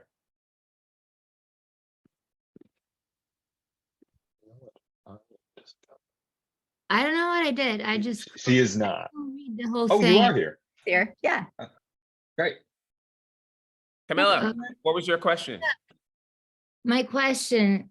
So, well, I have a project that I've been working on for a long time, and I need feedback from people like you guys. I've never gotten feedback on it, and I have like well, there's someone who seemed to be interested in making this happen, Claire Chubbuck, but I'm not sure. And I just never got real brutal, honestly, feedback on this thing that I have. And I wrote like, I intended to be like a 30-minute short type of thing that changes the world. So, but I'm not just saying, I have like the material. It's not Mhm. much. And if I could send it to one of you guys, and then I can pay for like coaching session, and you can just give me feedback, even if it's like this shit, I don't get it. I just want the truth from people that will read it and maybe understand, definitely understand. And the other thing is, I've been having a lot of fun with my commercial auditions because I always change stuff. Like I always make it fun. I use the direction and I make something mine because the directions are so killing if I don't do that. So I always get like good feedback. And now I have this is the first time that I'm up for a real like feature film that is international, and they need someone who speaks the languages that I speak and stuff like that. And I've been up for it for like a while now. And my agent is keeping me updated. I said, hey, if as soon as you know I didn't get it, if that, just let me know. But I didn't audition. So all they have is like the casting directors, like material and YouTube. So I don't know why, if I really am being like I'm like somewhat pinned in Italian, whatever, right? And it's international, so it could be my way into America. So I care about this, and I'm just waiting. But was it a YouTube video? Because could I make a brilliant sequence and then or just like so I was told by Claire, just wait. But I wanted to know what you guys think about this. Okay.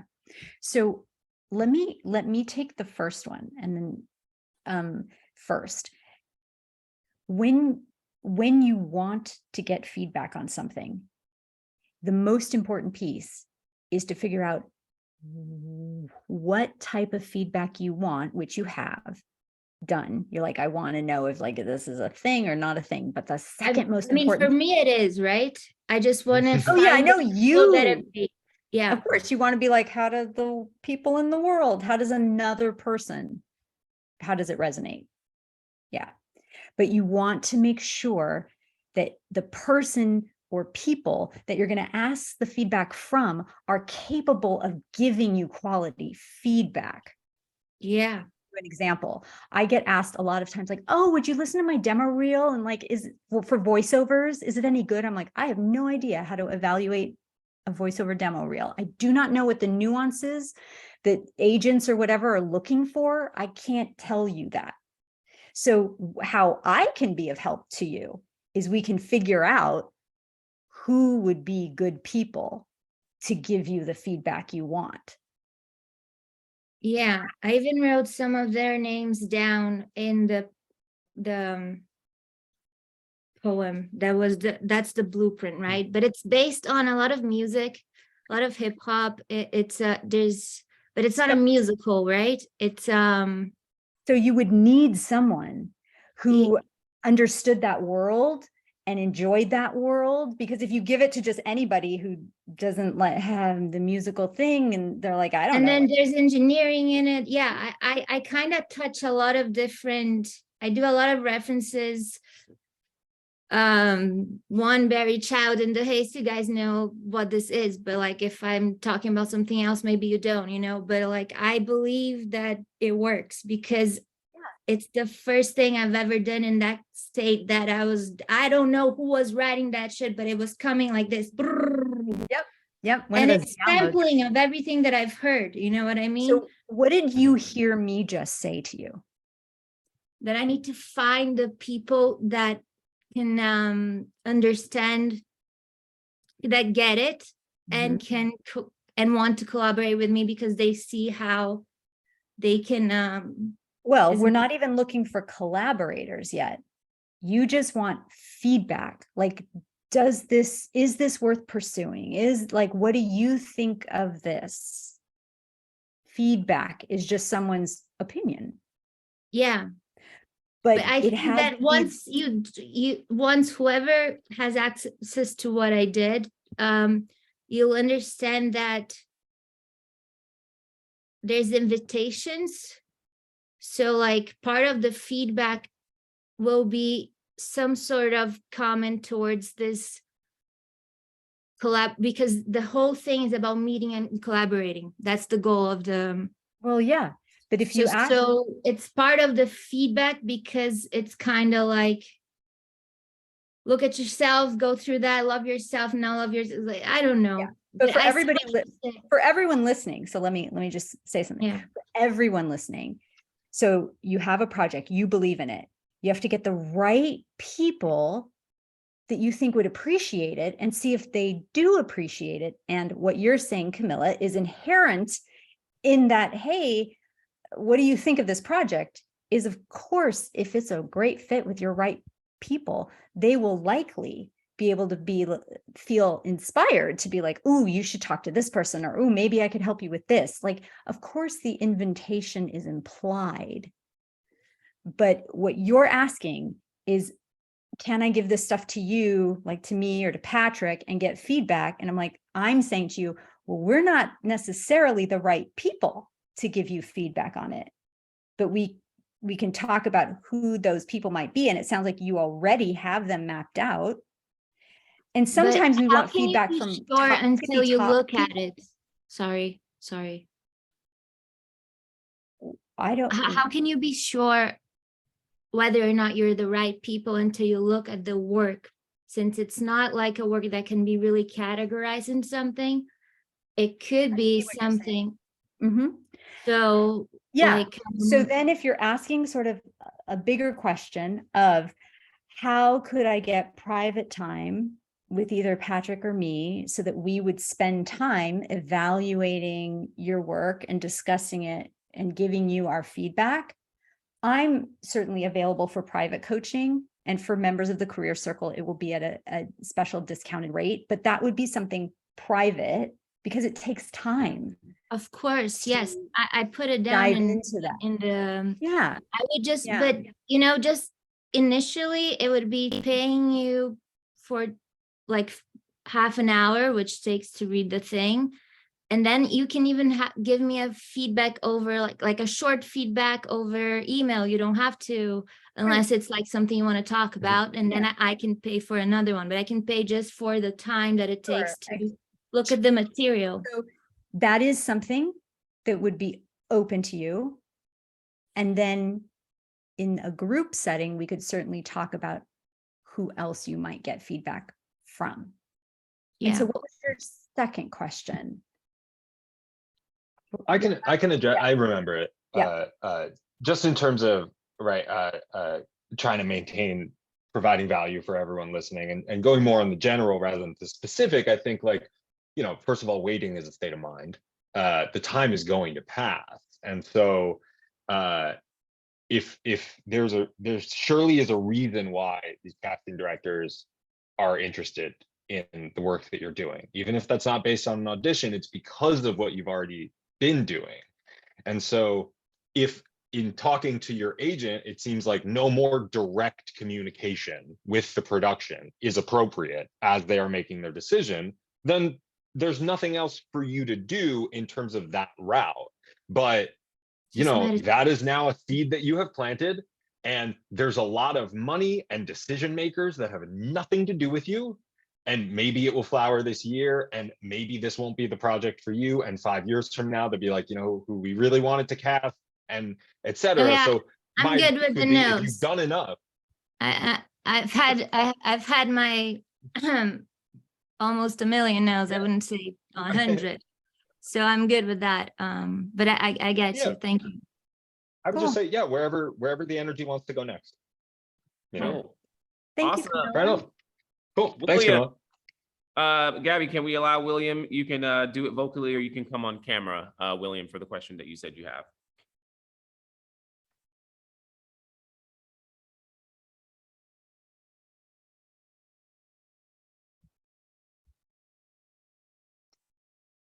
Getting more information about it. What did you say? I said we didn't get any more information about it, right? We were just told that there was a question. No, he just has a question. Oh, is he? He's not- Hi, William.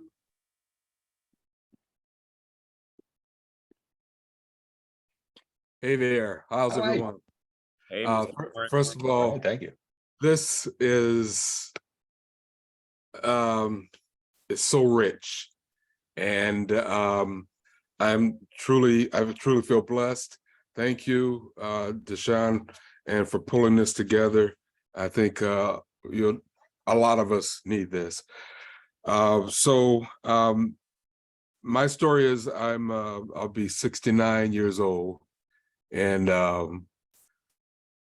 couple months, and I have just now come back into this industry about, well, actually it started right before the pandemic. So and I think I'm just kind of, I feel like I'm just kind of floating around. One thing being at LAS has definitely been a good grounding source for me. But I have so many questions, just like the one that was mentioned about, I never felt like I could really ask for feedback. I don't know if that's professional or not, I mean, but I've been a person all my life where, hey, that's how you learn, is through feedback. I would like those opportunities with each of you. I was telling Deshaun just recently that we had a session together and it was very enriching for me. I just need feedback, because one of my things is that I don't have a group around me, especially with me being of my age. I don't have that group, and they don't necessarily have to be, but I don't have that support. I have a few people that I can count on, and I guess what I'm just hoping for is that that's something that I will be able to find through this career circle and moving forward. So I guess it's not really a question. I'm taking this as an advantage to introduce myself with you, and I'm looking forward to being involved. Yeah. Oh, I'm very happy to hear that. So looking forward to being able to contribute towards your success in this new chapter. Yeah, that's exciting stuff. Yes. It's very exciting for me. I was in it in my 20s. I got married, had kids, and I was in corporate America for almost 40 years. And so, I retired, took care of my family, and now I'm trying to make it about me. So, yeah. What I hear is sort of like, when you say that you're excited for to maybe be in the career circle and get help in community. I also get sort of perspective. My mind goes to, wow, William will also be such a valuable contributor because who's in the group will have had 40 years of experience, and that's the thing that I just like about group thinking in general, is that because even here, like, we're asking people like, wait, what are your strengths, and people are like, I don't know what my strengths are, and so but other people see it, and so some of the advice that people give when we're working on a problem as a group, it could literally just be breathing to them, but to somebody else it's like, oh, I didn't think about that. So that just got me really excited to, so like, because the diversity of a group like that is just so important and huge, and diversity in all ways: age, color, gender, sexual identity, everything. And so yeah, that's super powerful. So Yeah. glad you guys are connected. Yeah, we all bring full lives Well, thank you. to the group. Thanks, Yeah, William. thank you, William. Amir, do you Gabby, can we allow Amir to ask his question? You can either do it just with your voice, or you can turn on your camera. He's still in the room right now.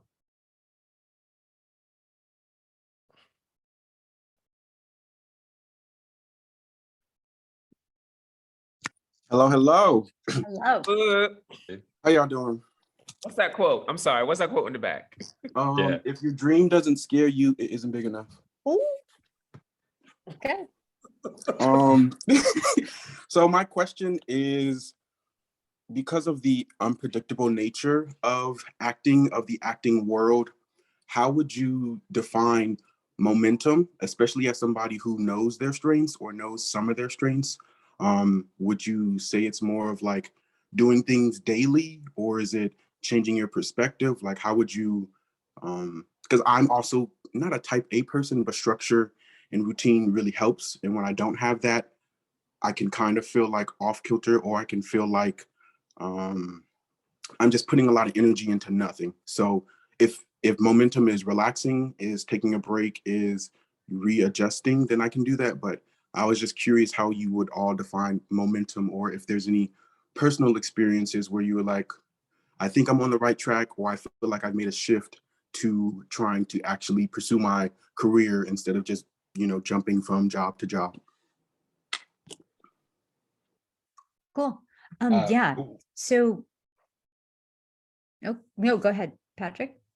Oh, no, I was just going to say that to make sure, because sometimes when we use the word momentum industry wise, what we're referring to are like recent cases of having been chosen that you then want to increase your visibility in front of other people who might choose you, because as always, nobody knows anything. And so if somebody starts being chosen, then other people are like, well, this is the person to choose. And so that is like a very specific sort of momentum that I don't think you're totally talking about. This is more of like a personal, just like on the overall path thing. But I just wanted to separate that in terms of like, there are things to do off of recent booking or Yeah, recent like a career, accomplishment, like, et cetera. yeah. Right. But and I just wanted to make sure this is separate from that, is sort of that more for Yeah. myself. How do I build this engine? How do I know where it's going? Anyway, Christine, please. I'm sorry. No, that's So we're talking about self momentum. Just Yes, self momentum or self-imposed momentum, not like your career, your ideas, but like how do you as a person, because we talked about inspiration, having support, and I'm definitely joining the career circle. But in those moments where you either don't have that, or we've had our meeting already and it's the days after or the days in between, like what would momentum be? Would it be reflection, and maybe it doesn't have to be so clearly defined. But I'm just curious because you all have different experiences. Yeah. And I actually think there isn't one, this is momentum. And you can be experiencing different levels of momentum in different areas of your life at the same time. So it's not just one homogeneous momentum or not. Mhm. And as you already kind of articulated, there's different ingredients to momentum. It's because I think a lot of people define it as like doing, and God forbid I stop doing, the momentum will stop. It's like, nope. Because as you said, sometimes it's relaxing, sometimes it's spaciousness, and sometimes it's focused execution. And sometimes it's not even a lot of execution, but it's like one thing that you do and momentum is more like a texture.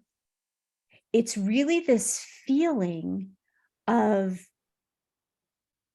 I don't want to just say the word flow, not in the airy sense of it, but Create a just, state. yeah, but there's more movement happening in your life than you alone are creating. Got you. It's like I'm doing things, but the things are actually like building and my right people are joining. And then, I'm getting opportunities beyond which I'm just singularly creating. And it's almost like momentum, you feel it when you're doing 3 efforts and getting 10 steps forward of results for those efforts. Momentum is a lot like in the airports where they have those people mover walkways, just those strips where it's like you're walking, but you're moving faster along because there's also this thing that's just help, but you're still walking, but you don't have to walk because it will still be moving forward. So it Right. allows you to rest sometimes and then walk some more.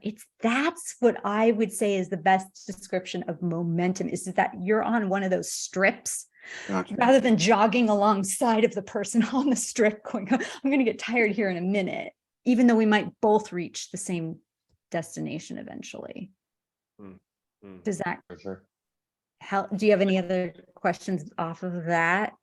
I don't think so. I think that's a pretty visual image. I'm an artist, so visual ideas really help sell whatever it is, and that specifically is the biggest thing. Is when you make an attempt, like I'm just starting out. I've been an actor for a while, and I've been doing theater, but moving into the commercial, being in front of the camera, it just feels like this big industry, I don't know, behemoth that every time you take a stab at it, it just reforms and grows a new arm, and it's something else that you have to deal with. And so I'm just like, well, where do you start? Because I like myself and I know the things that I like about myself, but how do I put that somewhere that it can grow into something beyond me just throwing a bunch of balls and like fighting? That is what we are going to help you with. That is exactly, I cannot wait to get my hands on you. All Yes. right. Yeah. Can I say this one thing about momentum? I think also, because what I hear a little bit about it, because we're talking about internal momentum, and it feels like we're a little bit talking about sort of like, sort of like larger work momentum. I think it's also fascinating, again, that sense of isolation that, we tend to work in as artists, right? Which is partially necessary, but to be able to, when, there's also so much to be bloomed from others that, if you're able, because we don't get the benefit of consistent coworkers. And so that's why, and you can do it beyond just doing something like Career Circle. Some of us get it from acting class, right? So that when you're able to view something in the other, right, it just sort of like strengthens and it can motivate if there's a relationship of trust. Because I've seen throughout the years, people, friends get momentum, and I'm just like, oh God, I'm watching you get momentum. And it's so inspiring to see them go from the moments when momentum can feel different, right? When momentum feels like, for me, there's different types of momentum, and sometimes momentum is just sort of like going through my to-do list. However, Deshaun has tried to do a check other than sort of like paying bills and taxes. Everything on my to-do list are, I can say, typically things that I just enjoy doing, because what I've personally am seeding is sort of that I'm building things that I enjoy doing. But it's beautiful when momentum is going through the to-do list, that's what I'm experiencing, and I'm seeing in other people, a different type of momentum, and then all of a sudden it's like, oh wow, now I have this other type of momentum.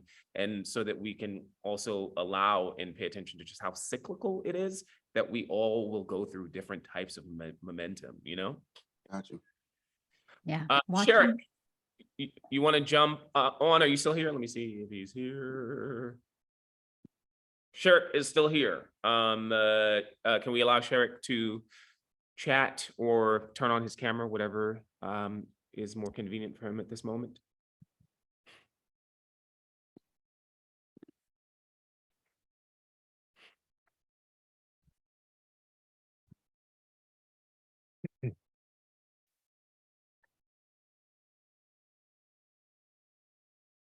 Oh, there we go. Hello, hello, hello. Hi, Sherrick. Hi. I had a question about trying to marry, I guess, things that kind of seem like they could be, a little disconnected, but kind of overall in terms of like other interests. Like I feel like right now, in this point in my life, like I'm really led to like pursue a little bit of ministry, a little bit of coaching, a little bit of helping other people in a really, really intensive way, which is really ironic that we're having this this conversation this week, because this is something that really like fills me up hearing you talk about this, because it's the type of work I want to do. And I'm trying to understand, how do you balance having those things and connecting that to the the process of also still maintaining the acting career and kind of bringing those things together. You know, and I guess I connect the thread for what's for me, I guess, is like the mission of what I want to be doing. Because the thing I think that really drives me forward is I'm always trying to figure out, how can I empower other people? How can I be a light to other people? You, first of all, are the connective tissue between all of this. And it sounds to me that you have this destination or this thing you would like to contribute to in the world of empowerment. And the acting and the coaching and the ministry are all roads that can lead to that same destination. And right now, because you're interested in all of them, we don't actually know which road is going to be the one that's going to like get you there. Mhm. So you can certainly progress down all the roads until opportunities and signs and your internal discernment is like, I'm actually going to pick one road. But it's really, and it's not so much about balancing, like everything needs to be even, but it is about being able to surf as they go up and down so that while you're going up and down, you're still moving forward. Now, there comes a point where you might be like, oh man, like this is going good and this is going good and this is going good, but nothing's moving as fast as I want it to go. And if that's the feeling you have, like nothing's building as big as I want to go, that might be then when we have to start picking and choosing what we're really going to focus on. Mhm. Because my problem with my acting career and my organizing business, I loved them both so much. But every time I focused on one, the other stopped a little bit. And then I would focus on the other. And I really had this urge to grow something big at the speed I wanted to. Mhm. And so I chose to take a hiatus from acting to see what would happen to the business if I gave it my full attention. And once I could give it my full attention, it grew and just, but I'm not sensing that, or this could be a discussion about, is that even on the table right now? Because it might just be there's more exploration that needs to happen along multiple roads for you. But we want to make sure that all those roads are leading you to what you want to contribute. Mm. Does that make sense? Does that resonate? It does. It does. It resonates. Yeah. Thank you. Wait, before you go, I want to ask a question off of Sherrick's question, which is kind of what I hear also in Sherrick's question. Yeah. And then also a little bit of like my own personal soapbox on it. So for me, it's interesting because I always say that the best part of life are the things that surprise you from my life I've lived so far. That the things that have just been, oh, I didn't know that was going to happen. Like, oh, I didn't know I was going to be with this person. Damn, that's the best, right? And so I think career and designing and sort of going for what you want is sort of interesting because then you're trying to take the steps, right? And you're trying to, I want to be a coach, this is it. And there's so many things that are sort of like speaking and calling to us. And so I guess my question for you, Christine, is how does one, if one accepts that sort of like the best part is the unknown, how do you do your part and sort of keep your agency while sort of being open to what may manifest at the same time? Yeah, my entire life has not been the ideas for the things that I've done were never in my consciousness. I had no idea there was a thing called professional organizer that you could do as a career. I never in a million years thought I was going to be a coach. Like that never crossed my mind. Mm. These were all things that people said to me, even doing groups. I was asked if I wanted to be a facilitator at the Actors Network, and then it was somebody else's idea to do private groups. That wasn't my strategy at all. So I'm very familiar, and I actually really agree that the best things in your life are things you cannot even conceive of right now. Strategy is great. What strategy and planning is for is to get you on some road, some area, and start moving. Then it's a dance between you and the universe or source or God or whatever you'd like to call the higher power. Then it's like this dance between you where opportunities show up, and then you get to choose, okay, do I want to take that? Do I want to experiment with that? What do I want?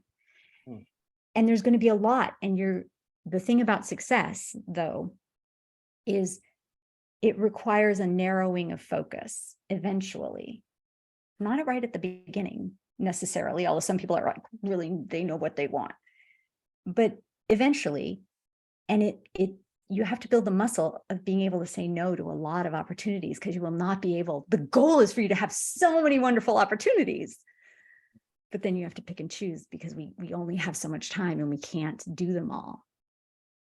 So it's about planning and leaving room for the unexpected. Always. People make plans that are so tight, and it's like, yeah, you can execute that, but that's you doing it all alone, running alongside the people mover. I like to make plans where, like, well, we're going to start here, and then we're going to get on this people mover, and then as things unfold, we're going to tweak and adjust. It's the tweaking and adjusting that coaching is about. The strategy is only one element of it. Strategy is really about making space, not about making plans. And then the coaching is about, like, oh, what's happening now? Okay, how are we gonna learn how to surf these waves? One more question off of Sherrick's question. Does that make sense though? Did I answer like what? Did I like? Oh, it's to me. Yeah, absolutely. Yeah. But absolutely. Deshaun, was that? Yeah, that totally made Okay. sense. Okay. I have one question off of that Uh-huh. too, because in my mind, when Sherrick then said that he's interested in coaching, he also wants to he has his acting career as well, and I thought you so beautifully distilled that as empowerment, and to me, I was He just sort of said it. He said he wants to empower people. So then to me, I'm just like, is narrowing the focus or distilling the focus can it be, or is that still too broad to be like, I'm interested in empowerment? So to me, then it's sort of like, okay, great. I know I'm happy if I'm interested in empowerment. Okay, I can do a podcast about empowerment. I could do this about empowerment. Maybe if my instrument is connected to, or do we need to be looking to think even more specifically than that? That's my question. Yeah, that's a really good question. So one of the places I think people kind of get off track, or not off track, but they define things in a way that's not serving them, where it's sort of like, my goal is to be a series regular. It's like, okay, there's a lot of variables in that. And that doesn't have anything to do with the texture of your life, because you can get there. And like Patrick was like, do I even want, I don't know. What is that going to feel like? Maybe I want it, maybe I don't. So I really do like to define the goals of in a way that's much more, that allows, especially when I'm working with someone like Sherrick, someone who's has multi-hyphenate, multiple interests. It's like, okay, well then let's define the goal right now as a texture, or something I want to contribute to, or what I want to be known for, rather than what I want to do or how I want to go about it. Because it's early days, and I need to know more about like Sherrick's life and what he's got, and to really make like a recommendation of like, oh, I think you should do it this way, and but it's like, yeah, the filter of like, okay, if empowerment and contributing to that and being known for that and having a reputation for that is what I want, oh, there's lots of ways that you can go about doing that. And then we have to choose what would be the best ways, what would be the most fun ways. We look at it from different criteria. And then you might be choosing something for a while and then adjusting the plan to come at it from a different angle, or an opportunity comes in and you're like, well, scrap all that. That's what I'm doing. Yeah. Beautiful. Yeah. So we're coming to the point where we will need to be wrapping up shortly. We would rather, we'd like to answer questions from the people who are still in the room.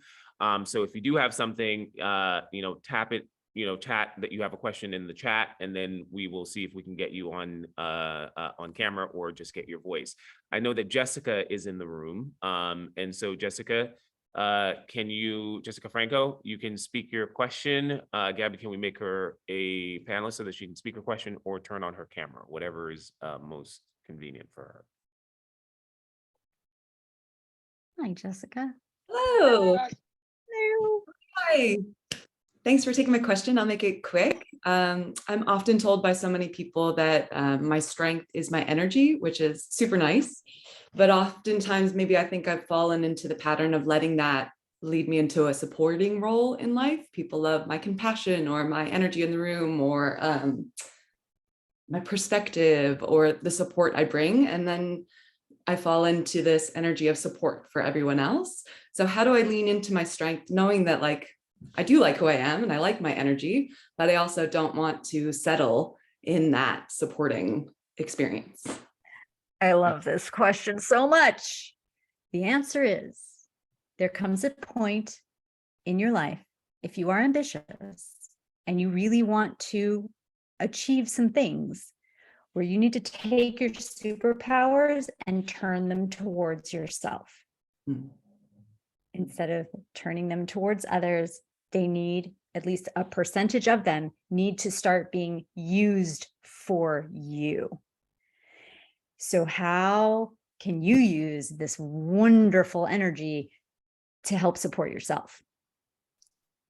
And having that as the priority, and then whatever's left over, you help other people. Because look, to all the wonderful people listening who are just natural helpers, and like Jessica have, empathy, and people come to them and you can see how you can help and you like doing it. It gives you great pleasure.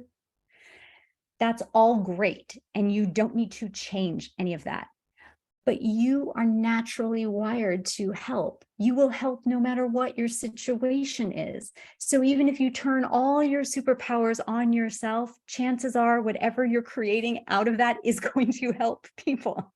You're never not going to help people. It's in you. But sometimes we have to dial things and calibrate how we're spending our energy and where we're doing it, and making sure that for you especially, that you have plans in place for yourself, so that you don't just have this schedule that gets filled with other people's agenda. Does that make sense? But That's you've got huge. these rock star superpowers, and they need to be directed towards you now. It sounds like. Cool. That's helpful. Thank you. Awesome. Kate.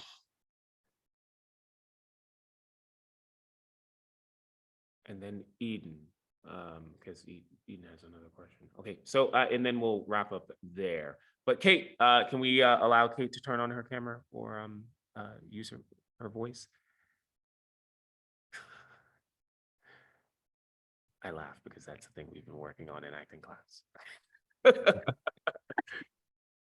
Wait, I actually didn't even get to hear what you said because it was like doing the rejoining circle. So I just heard that's what you know in acting class. Kate, can you? So can we give Kate the option to either turn on her camera or use her voice? Yeah, 100%. Okay, so it's funny what Patrick said earlier, because even as I'm getting ready to ask this question, I'm like, I know what I want the answer to be. Like, I would just want to make it happen. But Christine, something you'd said earlier regarding your organization business and your acting business is something I feel so much right now, is in that, like, I on the side, as I switched out of more movement-based art in like the stunt world, circus world, dance world, that's like what I'd been doing for a great time. And as I moved out of that over the pandemic, started things in the real estate industry and real estate photography and videography and all of that, and not having a job where I clock in and clock out, trying to build essentially 2 small businesses that I'm like the CEO of at the same time. Like you were saying, it always feels like there's one that's not getting water. There's one that's like, I'm feeding. And then the other, and so I guess my question is like, I know you were saying in your experience, you were choosing one or the other, but have you found that there is a way to make that sustainable and not a burnout head explosion or yeah? Oh, yeah. I mean, it's complex, but it's doable, because there was a great stretch of time where the organizing was just, that's what I did to support my acting. That's what I did to supplement my acting.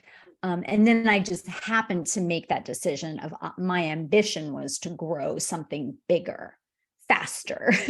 And this is in the days before YouTube, and, you know, it just, the facility to make your own work just wasn't there. You just were kind of waiting to be invited to play. So this is, whenever you're starting a side business, it is about net profit. It's not about making money, because you can make a lot of money and not have a net profit, but you're in the real estate photography thing to support the acting. Is that correct? Yeah. 100%. This is about designing a side business that is lean, low overhead. You're making the maximum amount of net profit. You're not doing a lot of admin shit around it, because that eats into your profit margin, and keeping that really lean and really dialed in so that it produces chunks of cash that help to supplement the other stuff you're doing. And it takes as little amount of energy so that you have the extra energy to put towards your career. Now, for smart, capable people, this can be more challenging, because almost anything you direct your attention to, you know, you can grow. And it is about the muscle of keeping that thing small enough or big enough, but not bigger than it needs to be, and always in priority with your acting career on top of it. And then, you know, when I started, I had like 3 other side jobs. And then I was like, oh, I'm going to start this organizing business. And as I grew the organizing business, I could, you know, limit my side jobs. And then eventually it was equal income. And then one day it flipped where I was making more money. And then as I grew that, I could shrink this, and eventually that goes away. And so you're doing the same thing with your acting now. So you have this little other source of income you're going to try to grow. And maybe your acting career is down here. And this right now is like, okay, so I need to spend a little bit more time growing this. But then when it reaches a certain point, I need to shift my attention to now really putting a little more towards the acting career and making money, because this is the flip we want to make, so that eventually the acting is making money, and this can shrink and shrink and shrink and even go away. But then when you're on hiatus or whatever, you can bring it back if need. That's what's so great about having a side business as an artist. It's like you can grow it and shrink it. That's what we want, a side business that you can grow and shrink as you need to be in response to whatever your acting career is doing. But that is how you do it. And so there are certain points in time, and depending on the side business, there might be different parts of the year where it's more advantageous for you to put some muscle behind that and shrink down the attention you're paying towards the acting career. And then certain times of the acting career where you're like, nope, I've got to like really super focus on this, or I'm taking a class, so I want to give it my all and kind of like not pay as much attention. So it's not a balance. It's a surfing. It's learning to surf the waves and getting comfortable on the inside with like, okay, managing your mind and all the freaky stories that your lizard brain will want to start telling you about that. Thank you. Yeah, and that visual was so helpful. Just like put Okay, it in perspective. Thank you so much. But I'm so excited about your idea. I totally think that would be amazing if you can earn money with that, because then it just calms you down and then you are like just able to play with the acting. And the minute financially you don't need the industry is like, what do you mean you don't need us? They lean in. If you can lean back, they lean in. And that's part of owning your strengths, like Deshaun was saying. It's like, wait, you don't need us. But if it's like, I need you, they're like, well, just need us for a little longer. Yeah. Crazy. Absolutely. Absolutely. Yeah. Thank you. Oh, you're so welcome, Kate. So I believe that is it, because we didn't get any more questions, right? Gabby, am I missing any sort of questions that we haven't dealt with? Yeah, because That's it for everybody. That's Everyone's gone. yeah, we did it. We Wow, exhausted them. questions got answered. Omni says thank you for your time and wisdom. Yeah, I hope you guys got some nugget out of this thing. Christine, thank you. I'm so excited. I'm so Patrick, excited. thank you. Any final things you guys want to say before we go? Try it. Try it out. How are you going to know if it's the right thing unless you give it a shot? You will never be worse off for trying this out, even if you're like, that's not for me. You won't be worse off. You just won't. Yeah, exactly. I mean, nobody has all the answers, but if you put yourself in a position to be seeking them instead of crossing your arms and deciding, well, they'll come to me, I think that, yeah, I mean, like, exactly. Put yourself in a group of people who are struggling with similar shit, and all of a sudden the boulder you're carrying isn't as heavy. And maybe other people have a few ideas leverage wise. All right, how do we carry this? Maybe I don't need to be carrying all this.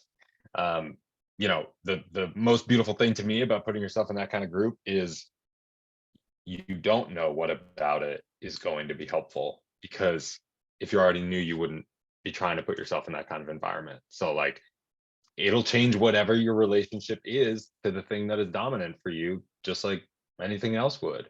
But wouldn't it be nice to be around a group of people and be like, I want to help people and I also want to be helped, but like, I don't know how to help people because I'm just here putting on a self-tape. It's like, cool, put yourself in a group of people and it's like, I would love to be able to help you with that because sometimes I need some stuff and I don't want to ask or whatever, just like starting to develop those relationships of reciprocity. And I think this is a good forum for that.